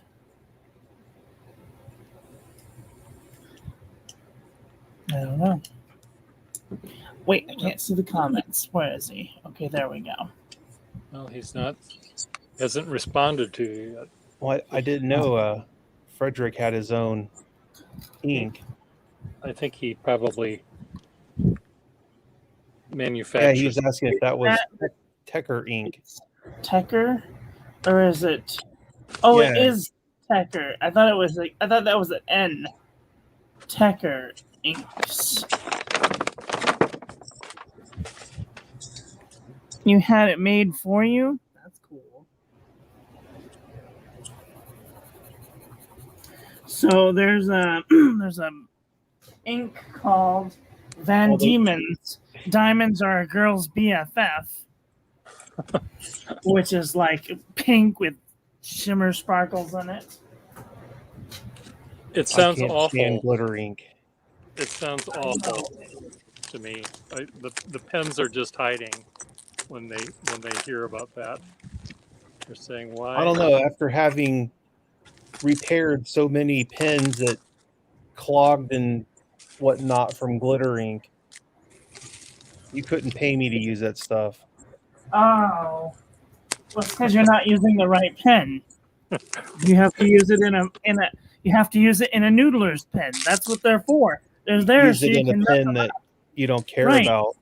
Exactly. So, plus, they're just so easy to clean out. You just pull the nib and the feed, and you run them under the water, wash it out. Like you can. That's how I. The only reason I can do 30 inks 30 days with one pen is because it takes like 5 seconds to wash the thing out. Yeah, It's a pen amazing. like that would be perfect, but Yeah, I wouldn't dare put it in, something with boinga. fins on it because that would be a nightmare to clean. Yeah, I could not put this in any of my Conklin pens or any of my. I might be able to put it in my Waterman pen, but No, don't you dare. I mean, it's got the feed. If you want to be BFF with that ink in that Waterman pen, you're not going to be a BFF with me. Well, I don't have any more of it, sadly. Okay, well, good. I did buy a bottle of Lamy Dark Lilac, I know. I heard about this for like $5 million. $239. Well, that might as well be $5 million. Yep. that ink was $239.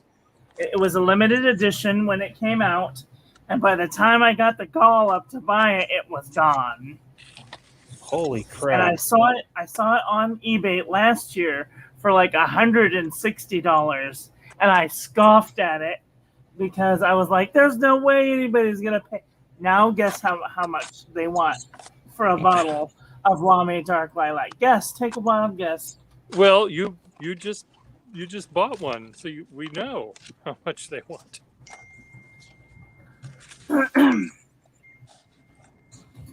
What does it say? $3,000. $3,290. What?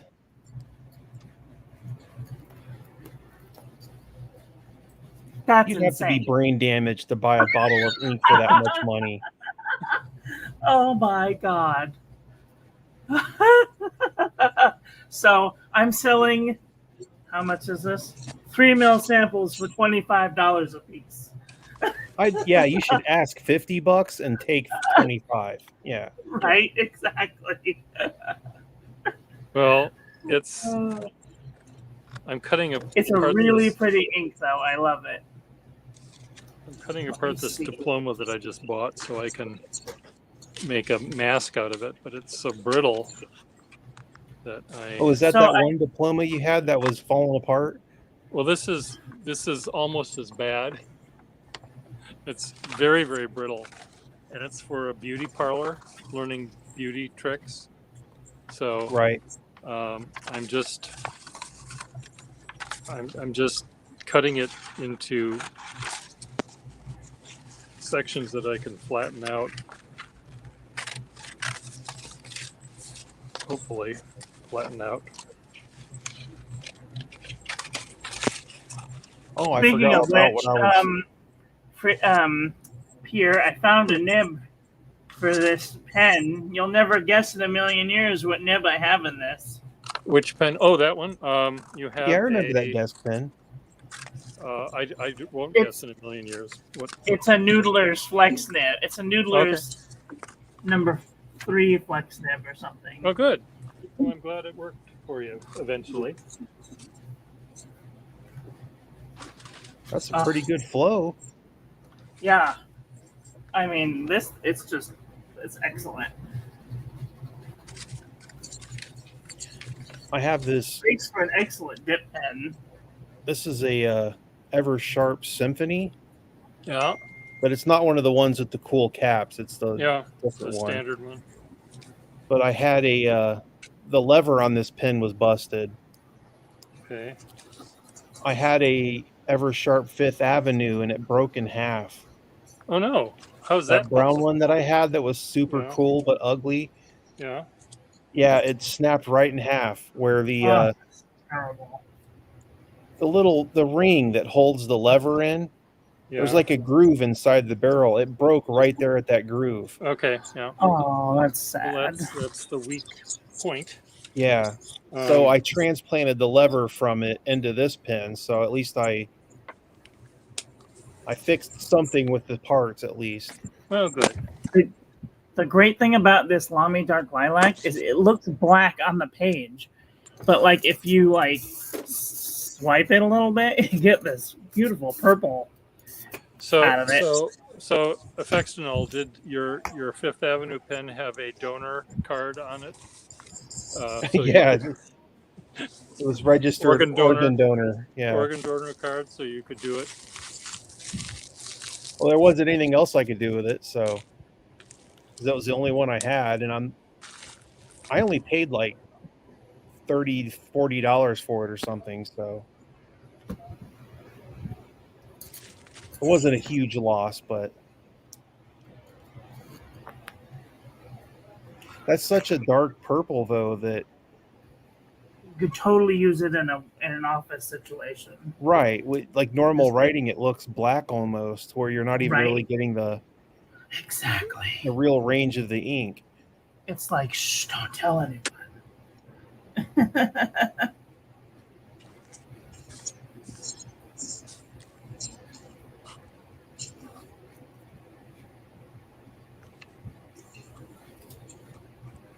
It has this really cool gold sheen to it.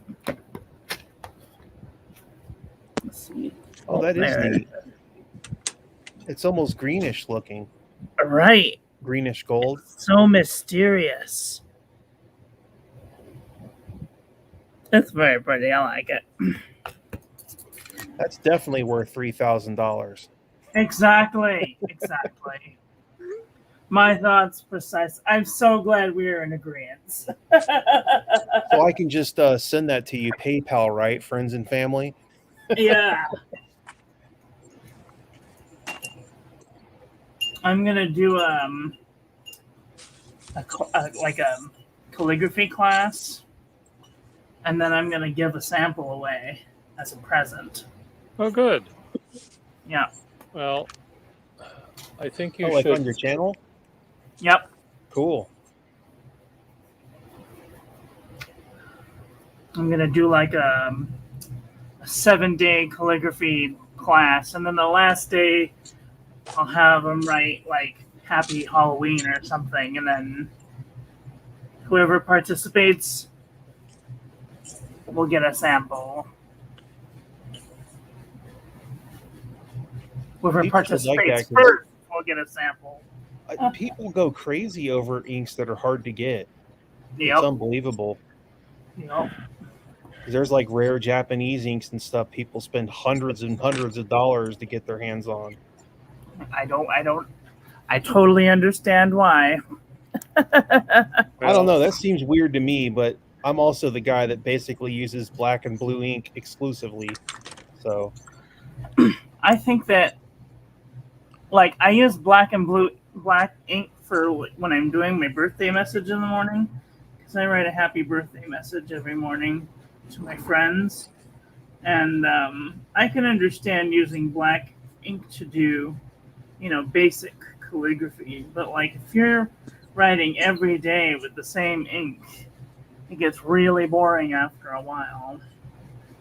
And so that was one of the really great things that I liked when I found this hobby, because I had always, when I was a kid, I was a pretty poor child, and like we didn't have these colored full, pens back then. It was black, blue, or red. Those were the colors you got. So do you remember the we had like multicolor? big, thick markers and crayons, but like we didn't have like all the fancy colors. Yeah. Like I remember thinking ballpoint pens in colors being something exotic, Right. You remember the multicolor Bic pencil or pens with Yep. the 4 colors? Yep. I seen one in the store the other day and I almost bought it because it looked just like the one I had as a kid, but they changed the colors in it. They got rid of the green ink and replaced it with purple. What? I was so disappointed by that I didn't buy it. That's really weird. Yeah, Will is saying the Bic pen with the levers. That's what I'm talking about. It's like blue and white and it has the little latches at the top for each color. Oh, I thought I had one, but I don't. Well, I looked at the package and I saw it didn't have green ink because it was black, red, blue, and green. and this one had black, red, blue, and purple.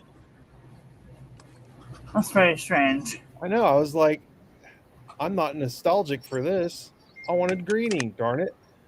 That's too bad. And then just for funsies, I put orange in my orange 51A. This is Timing Pumpkin. Well, being that it's almost that time of the year again, I guess I can haul out my Halloween pin. Ooh, let's see. Ooh, what is that? Neon orange. Is that a Parker 51? 51. Oh, that's fancy. Let me see. Oh, that's nice. This is one of those Ariel Colic ones. Wow. It's an actual Parker 51, but it's got custom plastics on it. Oh, wow. How about this custom 51? Oh yeah, the Oh my goodness. ribbed for his Ms. pleasure. Wow. Ms. Marilyn, this should have your name written all over it. It's so sparkly. I'm gonna die. Somebody was selling that orange one, and I just had to have it for some reason.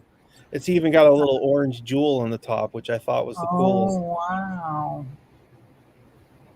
And it because that Ariel Colic guy, because he's from Argentina, this is an Argentina Parker 51. Oh. Made in Argentina? Well, like the actual Parker parts are. Yeah, because it Oh, says wow. like Industria de Argentina or something on it.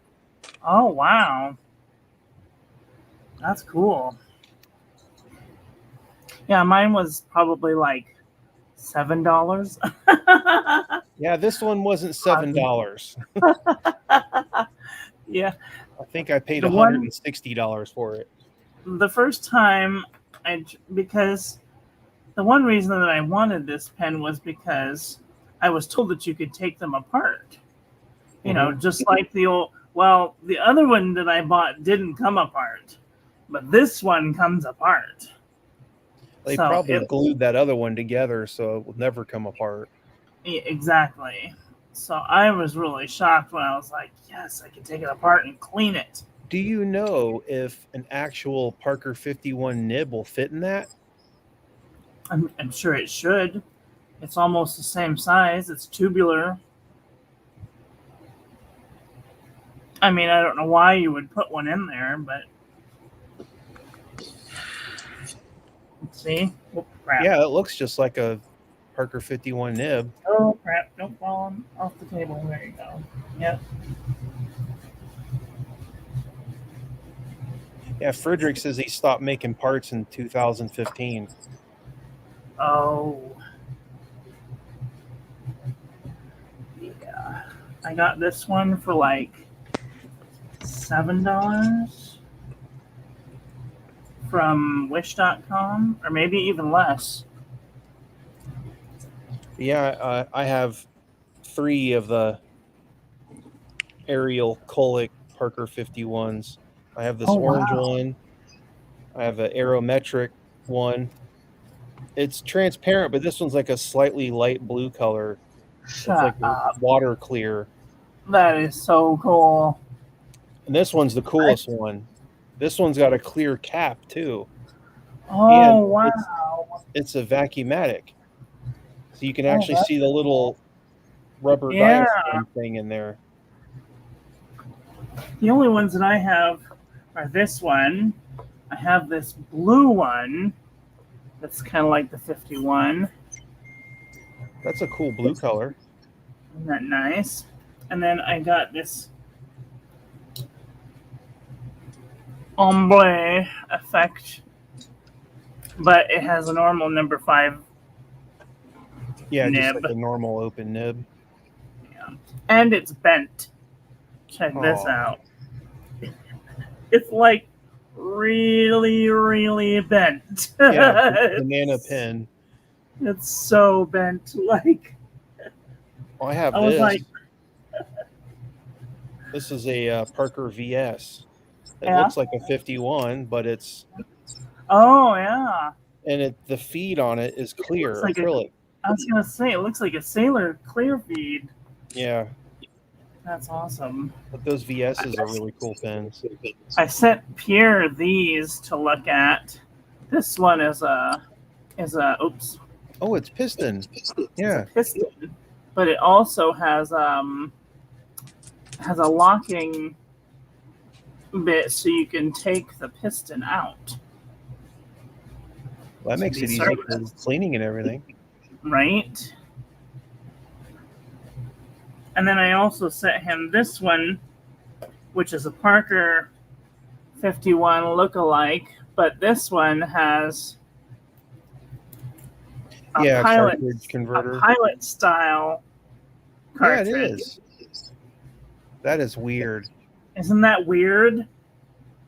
I wish all pens came with a pilot style, because then you could like get those some real pilot good converters? flow coming out of it. What? You like those? What? The pilot converters.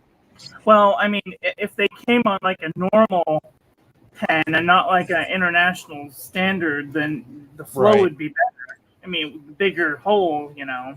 That the Falcon that I just got.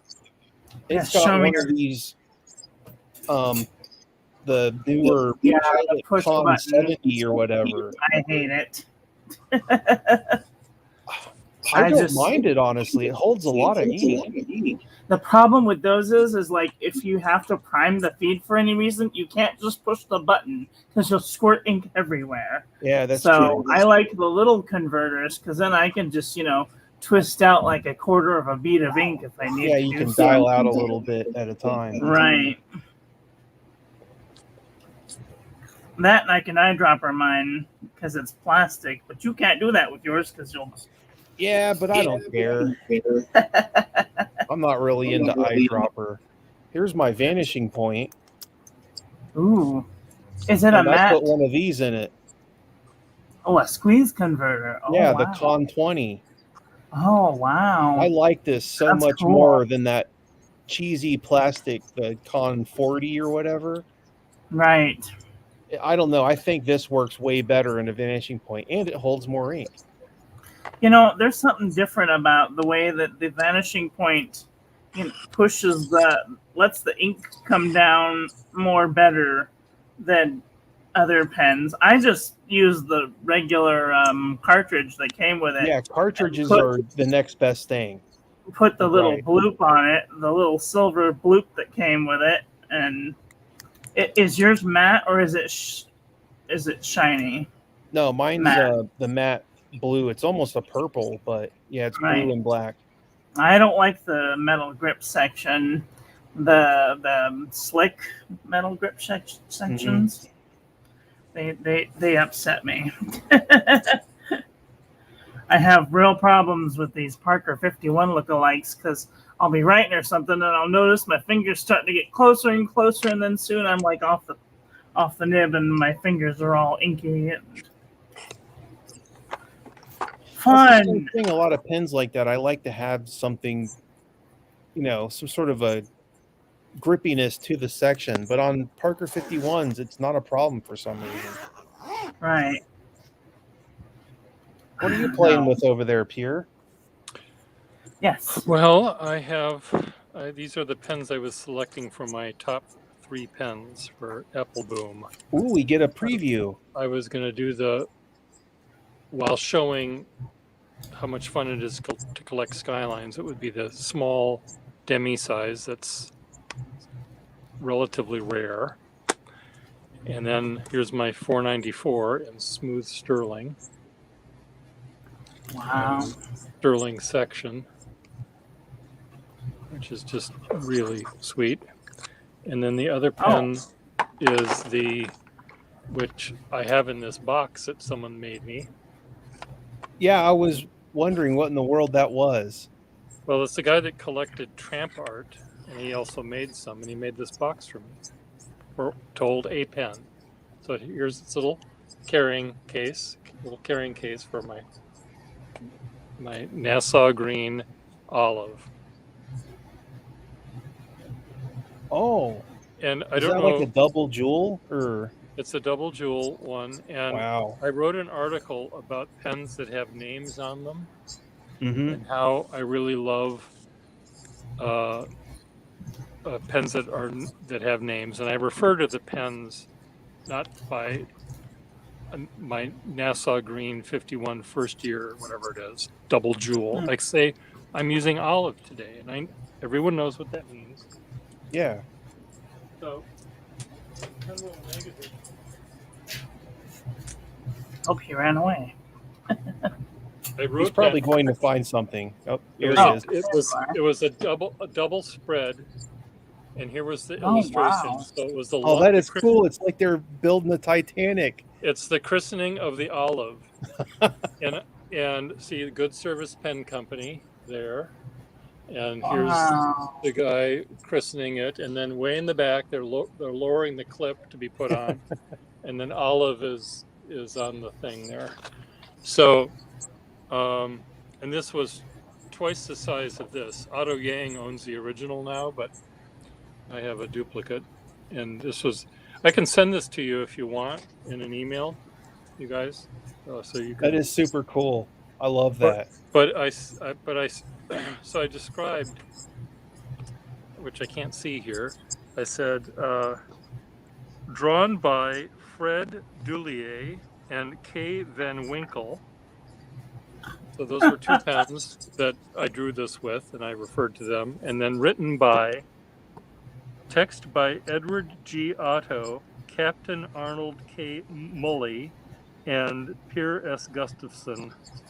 So, but I refer to the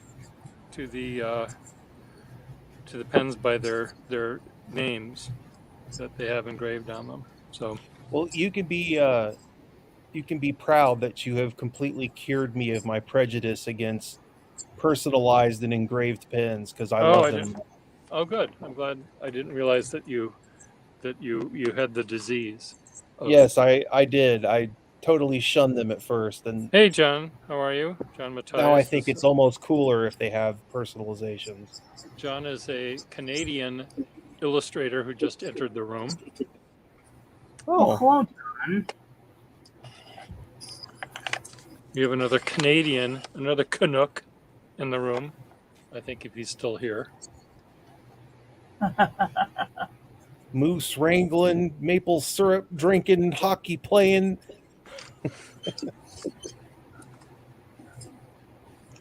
I like Canadians. Some of my best friends are Canadian. Have you ever seen that? It's a horrible movie called The 48th Parallel or The 42nd Parallel. Yeah. It's about a German submarine that essentially sinks off of Nova Scotia, and the three surviving German sailors go across the entire countryside and murder and maim and destroy everything that they possibly can. And the person that plays the first sort of settler, French settler in Newfoundland, is played by Laurence Olivier, and he has the worst French accent ever. Just awful. The movie's just awful. And Leslie Howard plays the effete intellectual who lives in a teepee and loves the Native Americans in Canada, and he has a original Picasso on the wall of his tent. It's just, You know, you totally would. and meanwhile, of course, the Germans are all about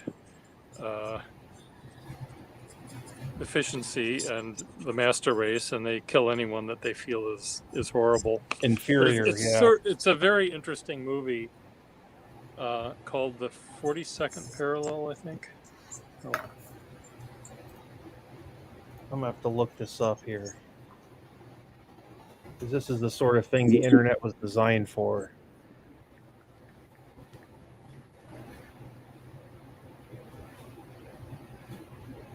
Well, 49th there's a parallel. book called The 42nd Parallel, apparently. 49th parallel.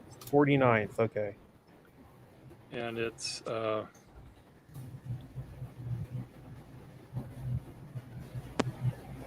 1941 British war drama film. Wow. you can watch the. I'm sure you can watch the whole thing on. I'm just trying to find the Yep, that's it. try to find the trailer for it.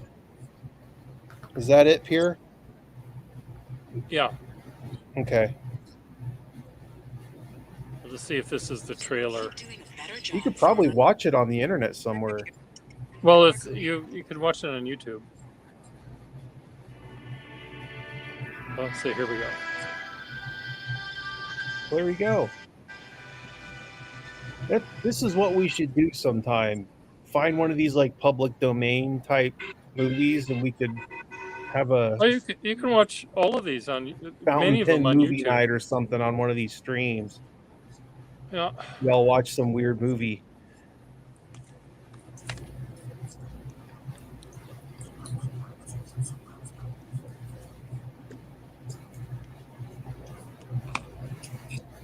You're welcome, John.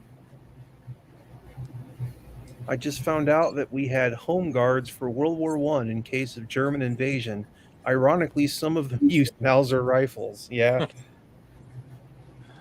It was a good rifle design.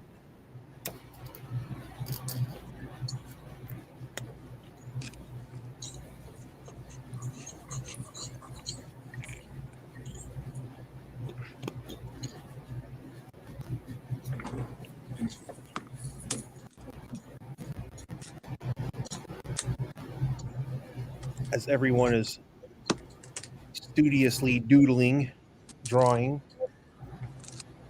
writing. I'm trying to find.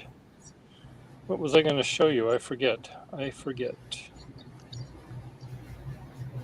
was going to try to find a sexier nib from my 494.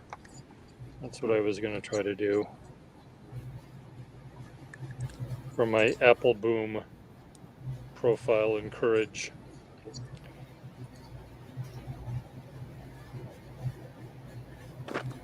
You can see if I I was can gonna say, find of all the people who enjoy fountain pens, you should have been on there a long time ago. Well, Well, me and Wasky nominated him, so. Oh, And then I guess Pierre nominated himself as well, and they finally gave him a spot. I grabbed Used by his collar and I said, "Are you going to get me on that thing or what? Or are we going to have to go outside?" We're going to have some words. we're going upstairs. We're going to go to the back alley. No, Well, it Wasky was says the Pierre Gustafson test is world famous, so yes. he's not wrong. Well, he has made it world famous. There, I'm gonna use this pen nib. sale. I'm gonna use this nib in this pen rather than the one that it had. Don't tell anyone that I replaced it. Will's asking, did Gregory make the move over to Applebaum? Greg, he is, I presume, working there. Yeah. I mean, What is the deal with the that Boston pen shop? Is it open and called Applebaum now, or it's what? called Applebaum. Yeah, Okay, so it's not Bromfield no more. it's on Bromfield Street. It's called Applebaum. Okay. Apple Boom. Apple Apple Boom. Boom. Well, I'd imagine at some point they're gonna open up a website or something to where you could just order your pens online from the Boston store if you live in America. I would imagine that would be. Wouldn't that be nice? You don't have to pay the outrageous prices for traveling. Shipment, that's what I meant. The only problem is that a lot of these pen companies have like mandatory minimum pricing. So they basically have, you know, They say you can't sell this for less than these dollars. right, exactly. So even though you can still go on, you know, pin shop sites in other countries and buy the pins for cheaper. Mm. Apple Boom will be forced to charge whatever the mandatory price is. But they might be able to make it sweet by saying we're going to give you some free ink. Yeah, they could give you free shipping or a free bottle of ink or something. I don't know. I was under the impression that price fixing was illegal, but pretty much most industries do it to some degree. So $5,000. Add to shopping cart. add the shopping cart. Yeah. There's another one of those pens, Canada. What is it? What is it? Oh, it's another ebonized pearl. I don't think Canada's with us anymore. He hasn't said anything in a while, anyways. I like shiny things. I wish this ugly green thing was a pretty blue thing, but I'm just saying. Just learn to embrace the green. The green is still pretty. At least I found a nib that goes in it. That's good. Someone is being awfully important right now. We're having a private conversation over here. How are you even dinging each other? We were Facebook beckoning. is down. We were beckoning. There's Canada yet back. yet another way to get a hold of people. And this is what's going to drive me crazy. I'm going to hear my phone ding, and I won't know what it's dinging for. And I'm Well, gonna go you could from turn one that noise off, Pierre. But then I'll forget that I even have it, and then people will be upset with me. Well, you can just turn the noise off and leave the normal notification up. Okay. Hello, here's another one of these. Bartholomew. I have a really nice, fine, slightly flexible nib in it. Well, I'm sure that would definitely turn him on. Because he loves I those. like flexible nibs. Well, this is a nib that you would say was tight. You showed a picture of a nib and you say, this is a tight nib, and you got beautiful cursive copper plate lettering out of it, dear. So, Yep. so, Yep. so don't. This is the only one I have. This is the Waterman 12 that I got from Europe. Uh-huh.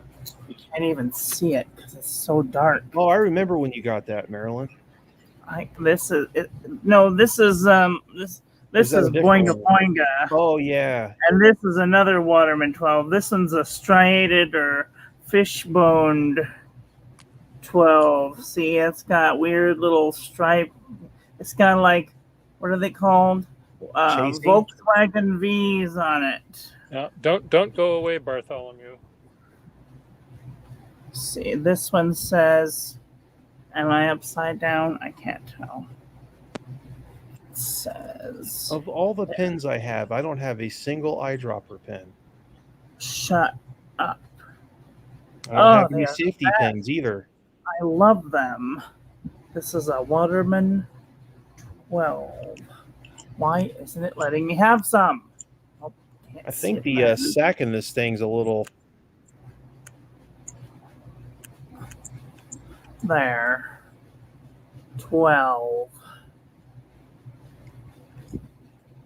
Does it have a screw-on cap or is it a slip cap? No, it's a pull. It's a slip cap. It's not Yeah. even a snap cap. It's just a. Yeah, A it just slip kind of fits on there. This one is a screw cap. And this is a snap cap. This is a Twisby swipe. Brand I got new. a modern pin the other day I could show you, Marilyn. You did. Yeah. You said you got a Falcon. I got a Oh. narwhal. Oh, a narwhal. Yeah. Those are fancy. This is the Peter Draws signature Oh, that edition. That Peter Draws guy is so cool, isn't he? He's just weird. He's so cool. He reminds He's me of an adult eccentric. 5-year-old. Yeah, he's such a cool dude, though. I love his artwork. It's all like organic cyborg. I don't even know how to describe it. His artwork is so cool. Yeah, it's weird. But yeah, this pen was like $60. It's just a steel nib, but Mm, this one's kind of a blobby medium. I would consider it pretty much a broad. But the steel nib $5. on this thing is like a pelican nib. It is so good. Is it stiff? Yeah, there's no Or real is it- flex to it. Brecht. That's too. Holy crap, here. How much for a handful of those? $5. And these aren't the ones. $3.50. These aren't the ones that I had here. So let me just take out the ones that's a pencil. Here's a set. That's a jeweler's band on that one, too. Yeah. And another set. Another jeweler's band. Bartholomew is over there hyperventilating right now, I can tell. You can tell. Oh, look, this one's engraved Jew. Jew. Oh, Jew. I have a pen that says Jew. I wonder if that Junior. was their initials or their actual religion.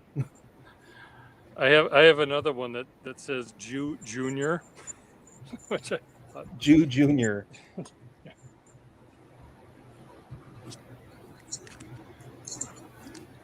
Will says he'll take the Jew.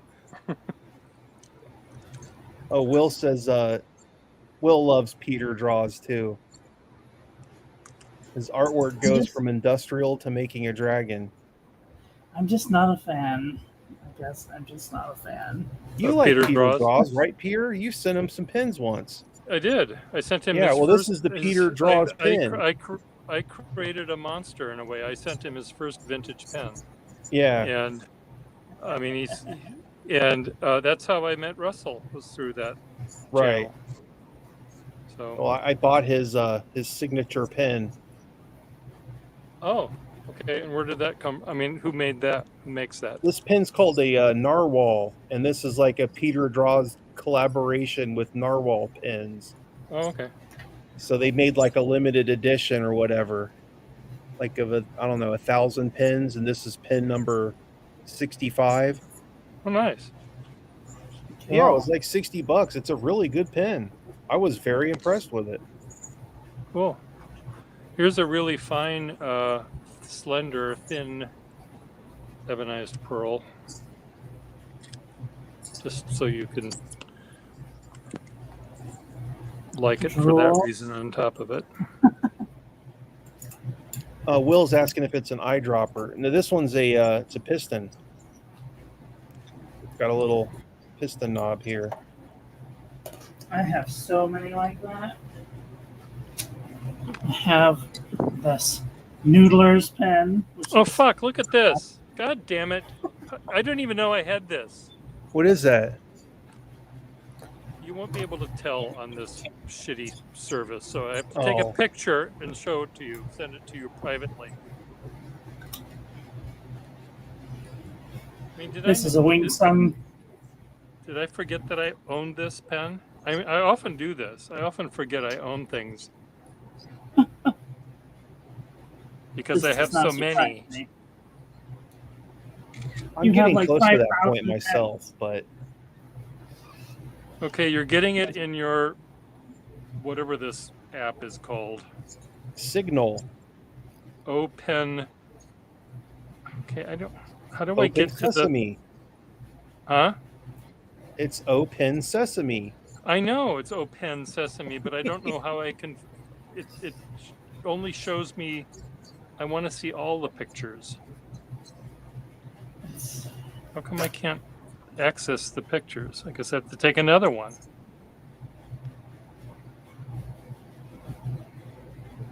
Once you take it, I think you have to send it then. Well, I'll send it. Okay, 'Cause it it's should been just pop- sent. Yeah, there it goes. You take a look. I'm looking right now as soon as it loads. It's still thinking about it on my end. Well,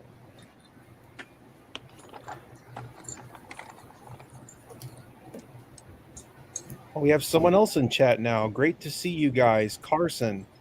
hey, Carson.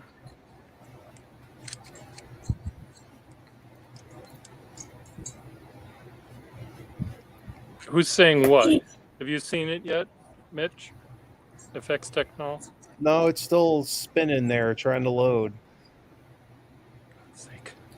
So I think it's a problem with my program. Let me Well, let me reload Bartholomew this is. sucker. Don't look at what Bartholomew just wrote because he's giving it away. I didn't even know I had it.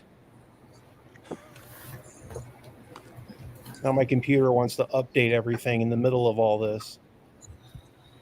Oh, that's such a joy. Yeah. I just love when technology is like, I need to update all of your things all at once right now, otherwise you can't have any. Yeah, And it'll never none- update while you're not doing anything. It's always And, Yeah, never. No. and now Why that would you we've do done- that when and it's now that we've convenient? done that, you have to buy all new devices because none of it will work on your fucking computer because it's so old. All right. So that's a fucking music nib. it's a fucking music. It's a Schaefer. Oh man, It's a Schaefer fucking. How's your chub I've never doing seen now? one. How's your chubby now?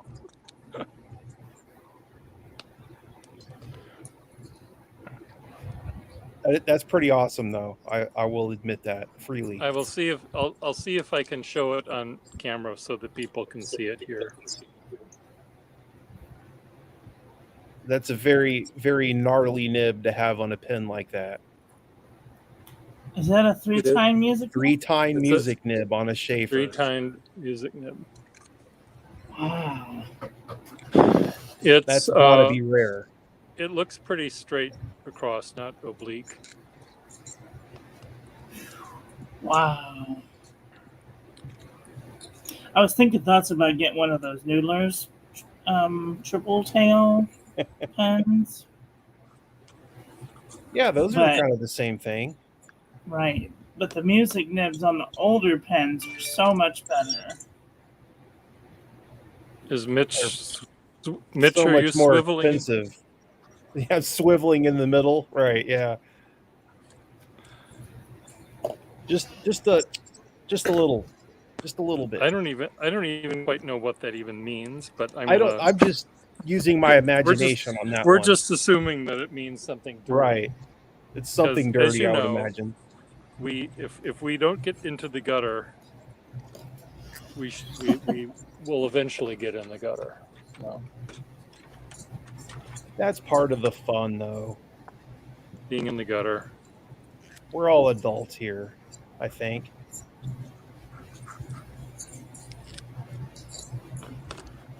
Okay, I will put all of these ebonized pearls back in their thing. I must be You could missing. put that music nib one in the box for me. I'd appreciate that. Yeah, I'll get right on that.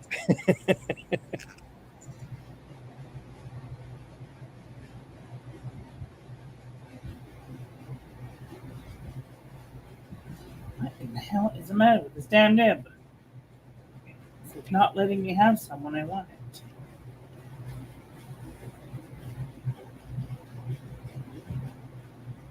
I don't know if it's the nib or the ink or the feed. That's the trouble with these newer pens. These feeds have too many fins. Too many fins. And the slit is like, look at this little tiny slit. You can. You mean the the ink channel in the feed or the actual nib slit? the slit down the feed? Oh, If it wants to let me have some, can't even see it because it's too bright. now Pierre was putting them away before we start trying to buy them all from him, Bartholomew. Right.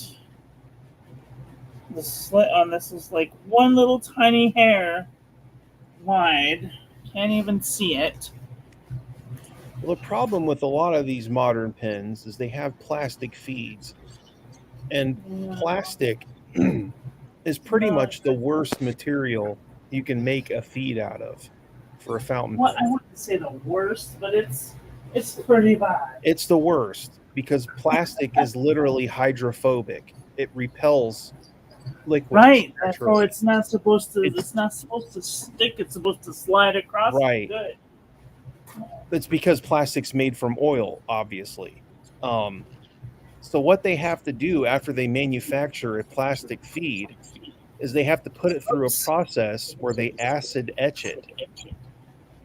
And you'll see a lot of plastic feeds will have like a frosty appearance to them. That's why. Because if they didn't do that acid etching to them, they would not flow ink at all. I have been in love with these Fountain Pen Revolution pens. They are so beautiful, and they come with a ultra flex nib and an ebonite feed, and Yeah, they ebonite flow is- really good. Ebonite's like the perfect material for a feed Yeah, because it's actually hydroscopic. I could stare at this pen all day long. It is just look at the chatoyancy on that.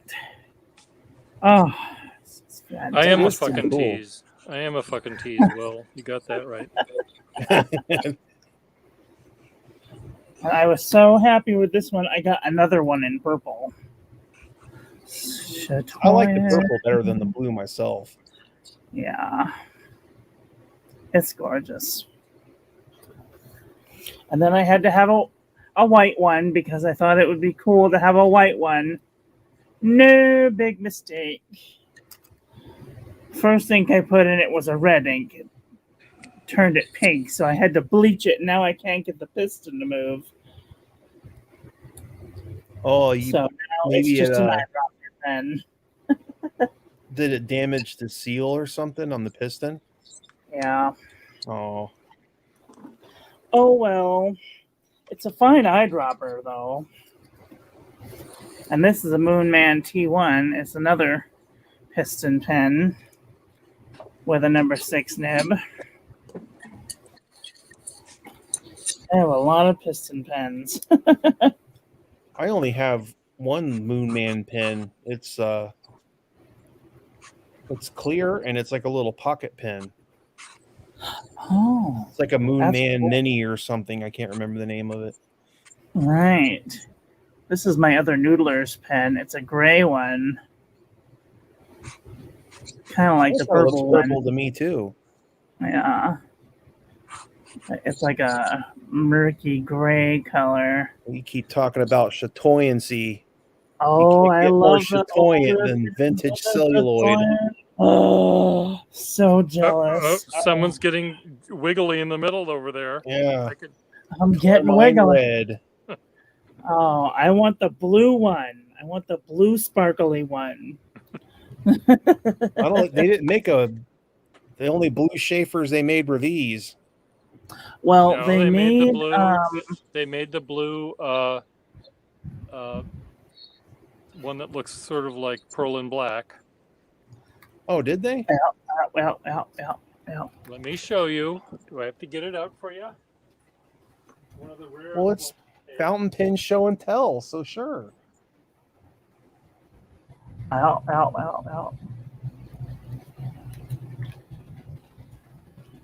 Well, I was drawing a blank there because I was trying to think the only like legitimately blue celluloid pen that I have is this. It's a Vacuumatic, but it's not very bright blue. That's a Vacuumatic, but I don't like how when you look through it, it looks red. It looks like it's bleeding.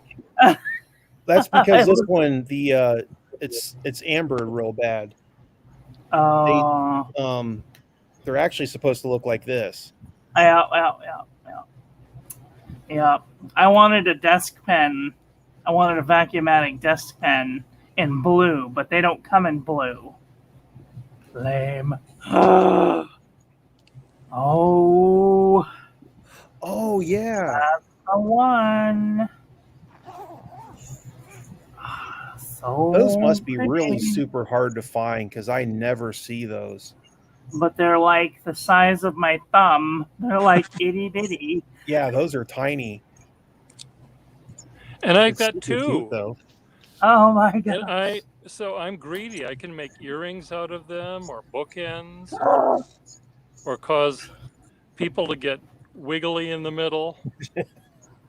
I like little pens. I have this little pen. I It's know. the size of my thumb that Pierre gave me. And then I have this little pen here. Hey, Rob, that, join me. that Rob Morrison. Join me, Rob. Yes, they do have the long Hi, thin Rob. ones too. Yeah, everyone's And I have- jonesing. this little tiny pen that Friedrich gave me. It's the size of my thumb. What the And heck it kind of has a- nib does that thing have? Aerometric converter. It's just a tubular pen. Oh, It's a okay. tubular hooded nib. Okay, Roberto. Uh-oh. Shit. Rob, I've been Dropping invited to. things. I've been invited to be on the Apple Boom 3 favorite pens of list, and I've selected my pens. Except I'm showing 4. I'm going to end with a Franken pen of some sort, just to. And then my last one is my pocket pen that I take everywhere with me is my Pilot Petite One. And it's also the size of my thumb. Here's my pocket pen. Oh my god! Shut the front door. Oh my god, I want It's it so ballpoint. bad. That's a ball. Oh, Yeah. The Extendo Telepen is what this is Oh called. my gosh, that is so cute though. It's unbelievably hard to write with. It's painful. I believe it. Rob, are you going to join us? I just showed people. I forgot I even owned it. It's a Schaefer Ebonized Pearl with a music nib. So cool. Rob says, "Hold on, we'll be back." Oh.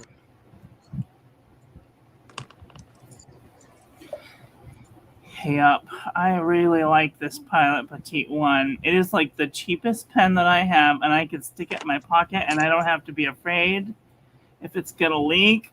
It's gonna leak, but it's got a really good seal, so it's not going nowhere. Like it takes a good amount of force to get it off. Oh, Looks that like thing's got. This has a hole in it right there. Oh, yeah, that's the same kind of nib on. Let me look here.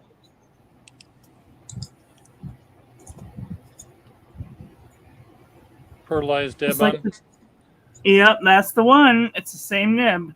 Yep, Yeah, Pilot Varsity. these are actually Yeah. really good writing little pens. They are right. I'll be right back. If Okay. If Rob comes, tell him that I'll be right back. Okay. Yeah, I like this pen. I can take it and basically chuck it at anything, and it keeps on chugging away. And All because right, they don't Marilyn, use you a want to whole see lot of, something weird? okay, let's see weird things. What the hell is that? What the hell is that?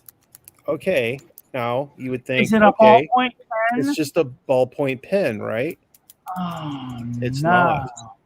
This What is it? is a pencil. Sharpie What? liquid pencil. It has a ballpoint pen refill, but this is like those Parker liquid lead pencils they made in the 60s. What? They No way. started making these again in 2010 and they quickly discontinued them again. They're impossible to find. Well, this is a Pilot Friction. Yeah, this is the same kind of idea, but this has Right. pencil lead ink. So I do have the longer one. Oh, that is too cool, Pierre. Wow. Is that like the standard size but slender? It's standard size, but slender. Yeah. Yeah. So I knew I had it. I was looking for it, but it was in the. Yeah, when we were talking about blue pins, that particular style completely slipped my mind. Because I just never see them looking at pins online.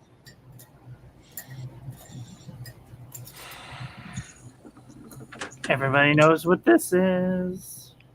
Oh, the G2. I love this G2. This is the only ballpoint pen besides my erasable pens that I have. Well, Like, I can't this is say the that 'cause only I one. do have a lot of ballpoints. I mean, unless you count my glue pen, I have a I will not. Quickie I will. glue pen. I will not count your glue pen. Glue? It's a glue pen. I made this really cool thing at the beginning of my Bujo. I put glue down, and then I put gold luster dust over it, and then I rubbed the luster dust off, and it left the gold. So it's like gold foil, basically, but Right, dust exactly. version. Right. Yep. Here's a blue lakeside, which you can't see because my lighting is so bad. I could tell that was blue.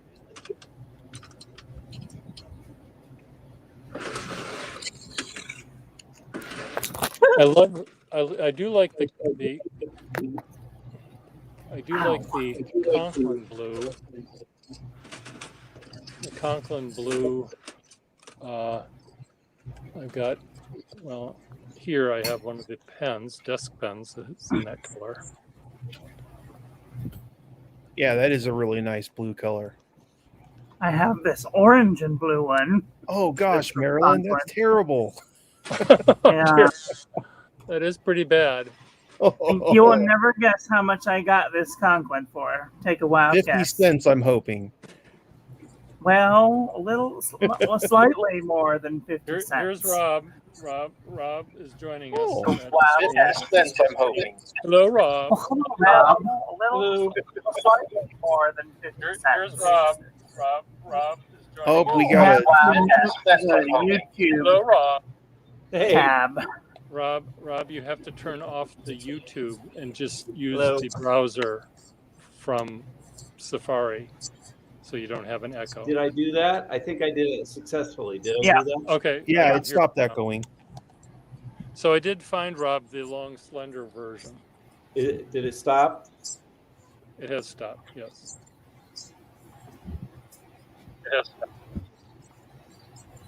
Did you see the music nib that I had in my ebonized pearl that I just discovered I owned, That's beautiful, Pierre. having completely forgotten that I owned it? Because you only have 5,000 pens. I love how that happens. There's a picture of his music nib. How often does that happen with you, Rob? That you say, "Oh my God, I didn't even know I had this."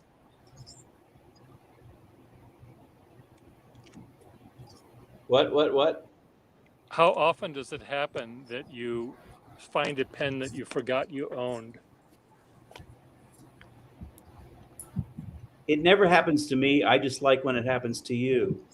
See, I was having lunch with John Vale years ago. Of course, I was going to say before he died, which of course is obvious. I would have it before he died. I guess it would have to be years ago. Yeah. It would have to be years Right. ago. And I was talking about my 52X, and which is the 52 that's as fat as a 55, but it has a number 2 nib, and they're rare. And he said, "Yeah, I Yes. know someone that has one in red." And I said, They're "Red? rare but not desirable. Who has a red one?" And he says, "You do." And I said, "I do." So he and I do have one. Do you watch Todd Merrill's stuff that he posts? Did you see the Olive 94? Ripple that he got at the Boston Pen Show? The Aiken Lambert. The olive Aiken ripple? Lambert one he got from Lindsay Rand. And he got it, I think, cheaply enough. I mean, I would have Yes. paid that much for it if I had asked Lindsay how much it was, but instead I brought it over to show Todd, and Todd went over to Lindsay and bought it from Lindsay. But the thing I don't like about it, And bought it. Yes. he bought it. He bought it. That's one thing I don't like about it. I don't like the fact that Yeah. he bought it, but I don't like the fact that it has a black section. Number one. Yes. That's one thing. As a what? That's the thing that you don't like about it? What don't No, you what's like the other about it? thing? What's number two? That I don't own it. No, you. I'm talking to you.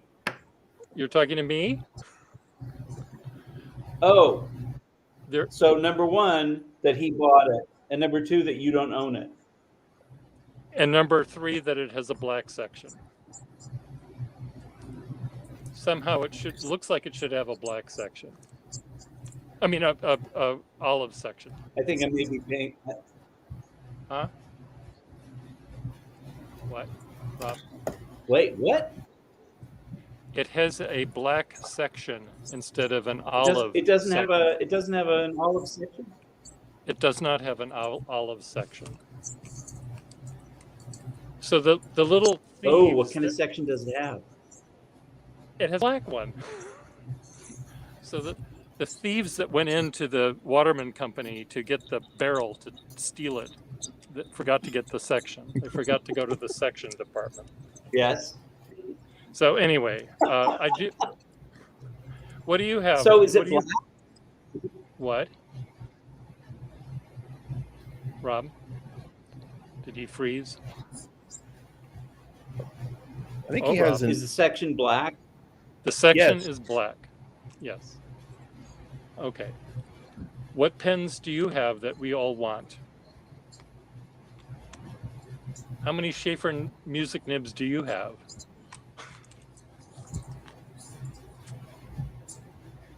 Prost.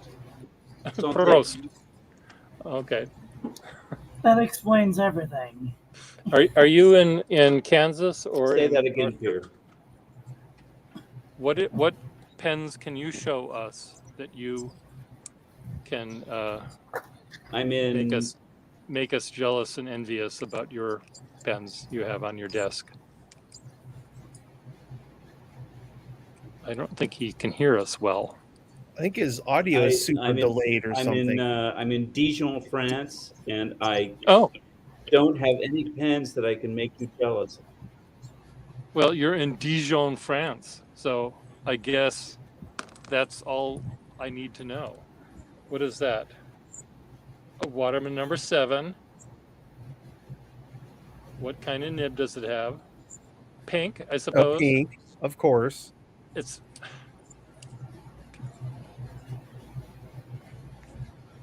Rob, do you see?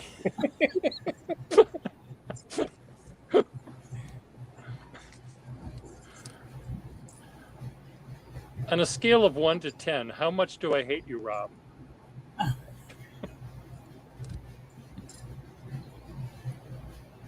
What? On a scale of 1 to 10, how much do I hate you? How dare you? How dare you have a pink nib? Oh, I don't- that's very flattering, Pierre. I'm sorry. Thank you. Thank you for saying that. You know that I don't mean it. Well, I got to take off, everybody. So Okay. I au love it when revoir. you say that, Pierre. You love it when I say that? have fun, everybody. revoir. I'll see you later. Bye. Bye. Bye bye. Marilyn, I'm Au gonna revoir. cut you off Au now revoir, too, and I France. just want to talk to Rob a little bit. So I'm gonna Okay, I'll remove see you all later. Okay. Okay, Rob, can you hear me better now? Bonsoir, Marilyn. I'm sorry. Is it I didn't better? mean it. It's better now, I think. I'm sorry. Of course, you know I didn't mean it. What? Of course, you It is know better. I didn't mean it. That I hate you from 1 to 10. Of course, Pierre. Here, it's our method of communicating. It's how we communicate. Yes. You show me I wouldn't something be I want, happy I- if you I didn't show tell you me you something hated that me. you want, and we At hate least each once other. every year. So I can't, but that's my problem, Pierre. I don't have anything else that you want. I don't I have want- anything that you want. I want almost I have a everything that I nice- see. I have a nice Burgundy Maximus set. Yeah.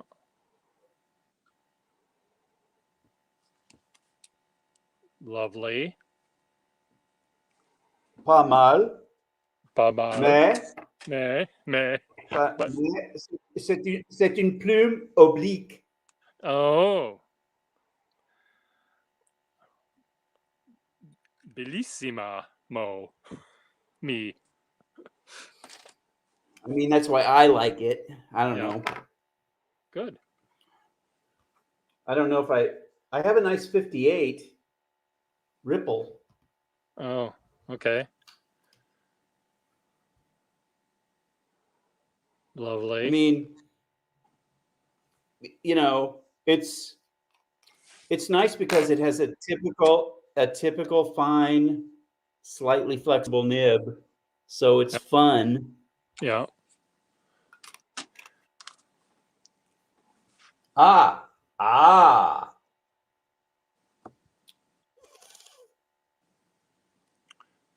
Ebonized pearl. No. I can't tell. Gray and black. No. What is it? Tell me. Yes, gray marble. Gray marble with the chrome trim. Well, I can't tell. regardez. Huh? Regarde. Well, I'm looking, but it's très fuzzy. The image is very fuzzy. So this I is it a flexible nib on top of it? Est-ce que votre stylo est flexible? Yes. Yes. Okay, great. Yes. Bien sûr. Bien sûr. Okay. Bien sûr. C'est un plume flexible. Okay. Where's But Bartholomew? it's Is Bartholomew still here so he can translate correctly? Flexible. Does that pen flexible. has Flexible. does, Flexible. does that pen have a silver clip and band, or is it gold in color? Yes, it does. Okay, good. Silver. And it's no. rhodium or chrome plated something. It's just a normal gray marble, chrome plate. Yeah, it's a gray marble celluloid. Yeah. Hold on, let me turn on some lights around here. That would help.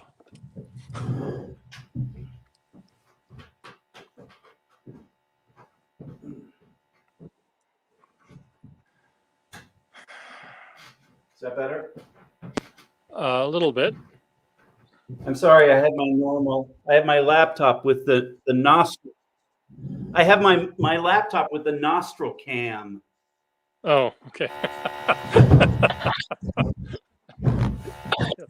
I have my Dell, my Dell, whatever the hell it is, with a camera that's at the base of the Screen. the screen. So we see your knuckles. The way they as made them, type. the Dell X19 or whatever they were called. Yeah. Yeah, it's the knuckle cam. Yes, it's the knuckle or nostril cam. Yeah. Yes. So this is a nice. You could tell a little bit better. It's still rather fuzzy, so it's hard for me to see. It's a nice. Yeah. Let me stretch my arm across the knuckle cam to clean this off. It's a mess. It's one of those.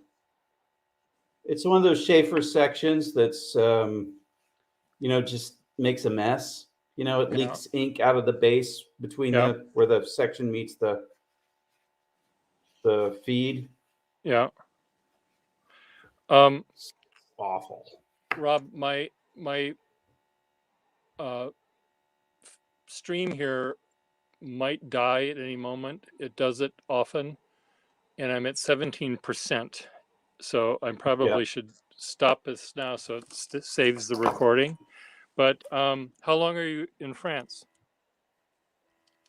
2 more weeks. Okay. Good. Well, that's fun.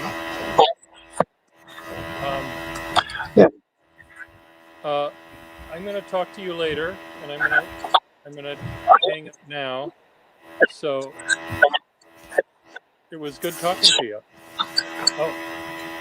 Oh, very, very nice. Very good. Nice, beautiful nib. Okay, we'll see you later. Okay. Bye. Nice talking to you. See you later. Bye.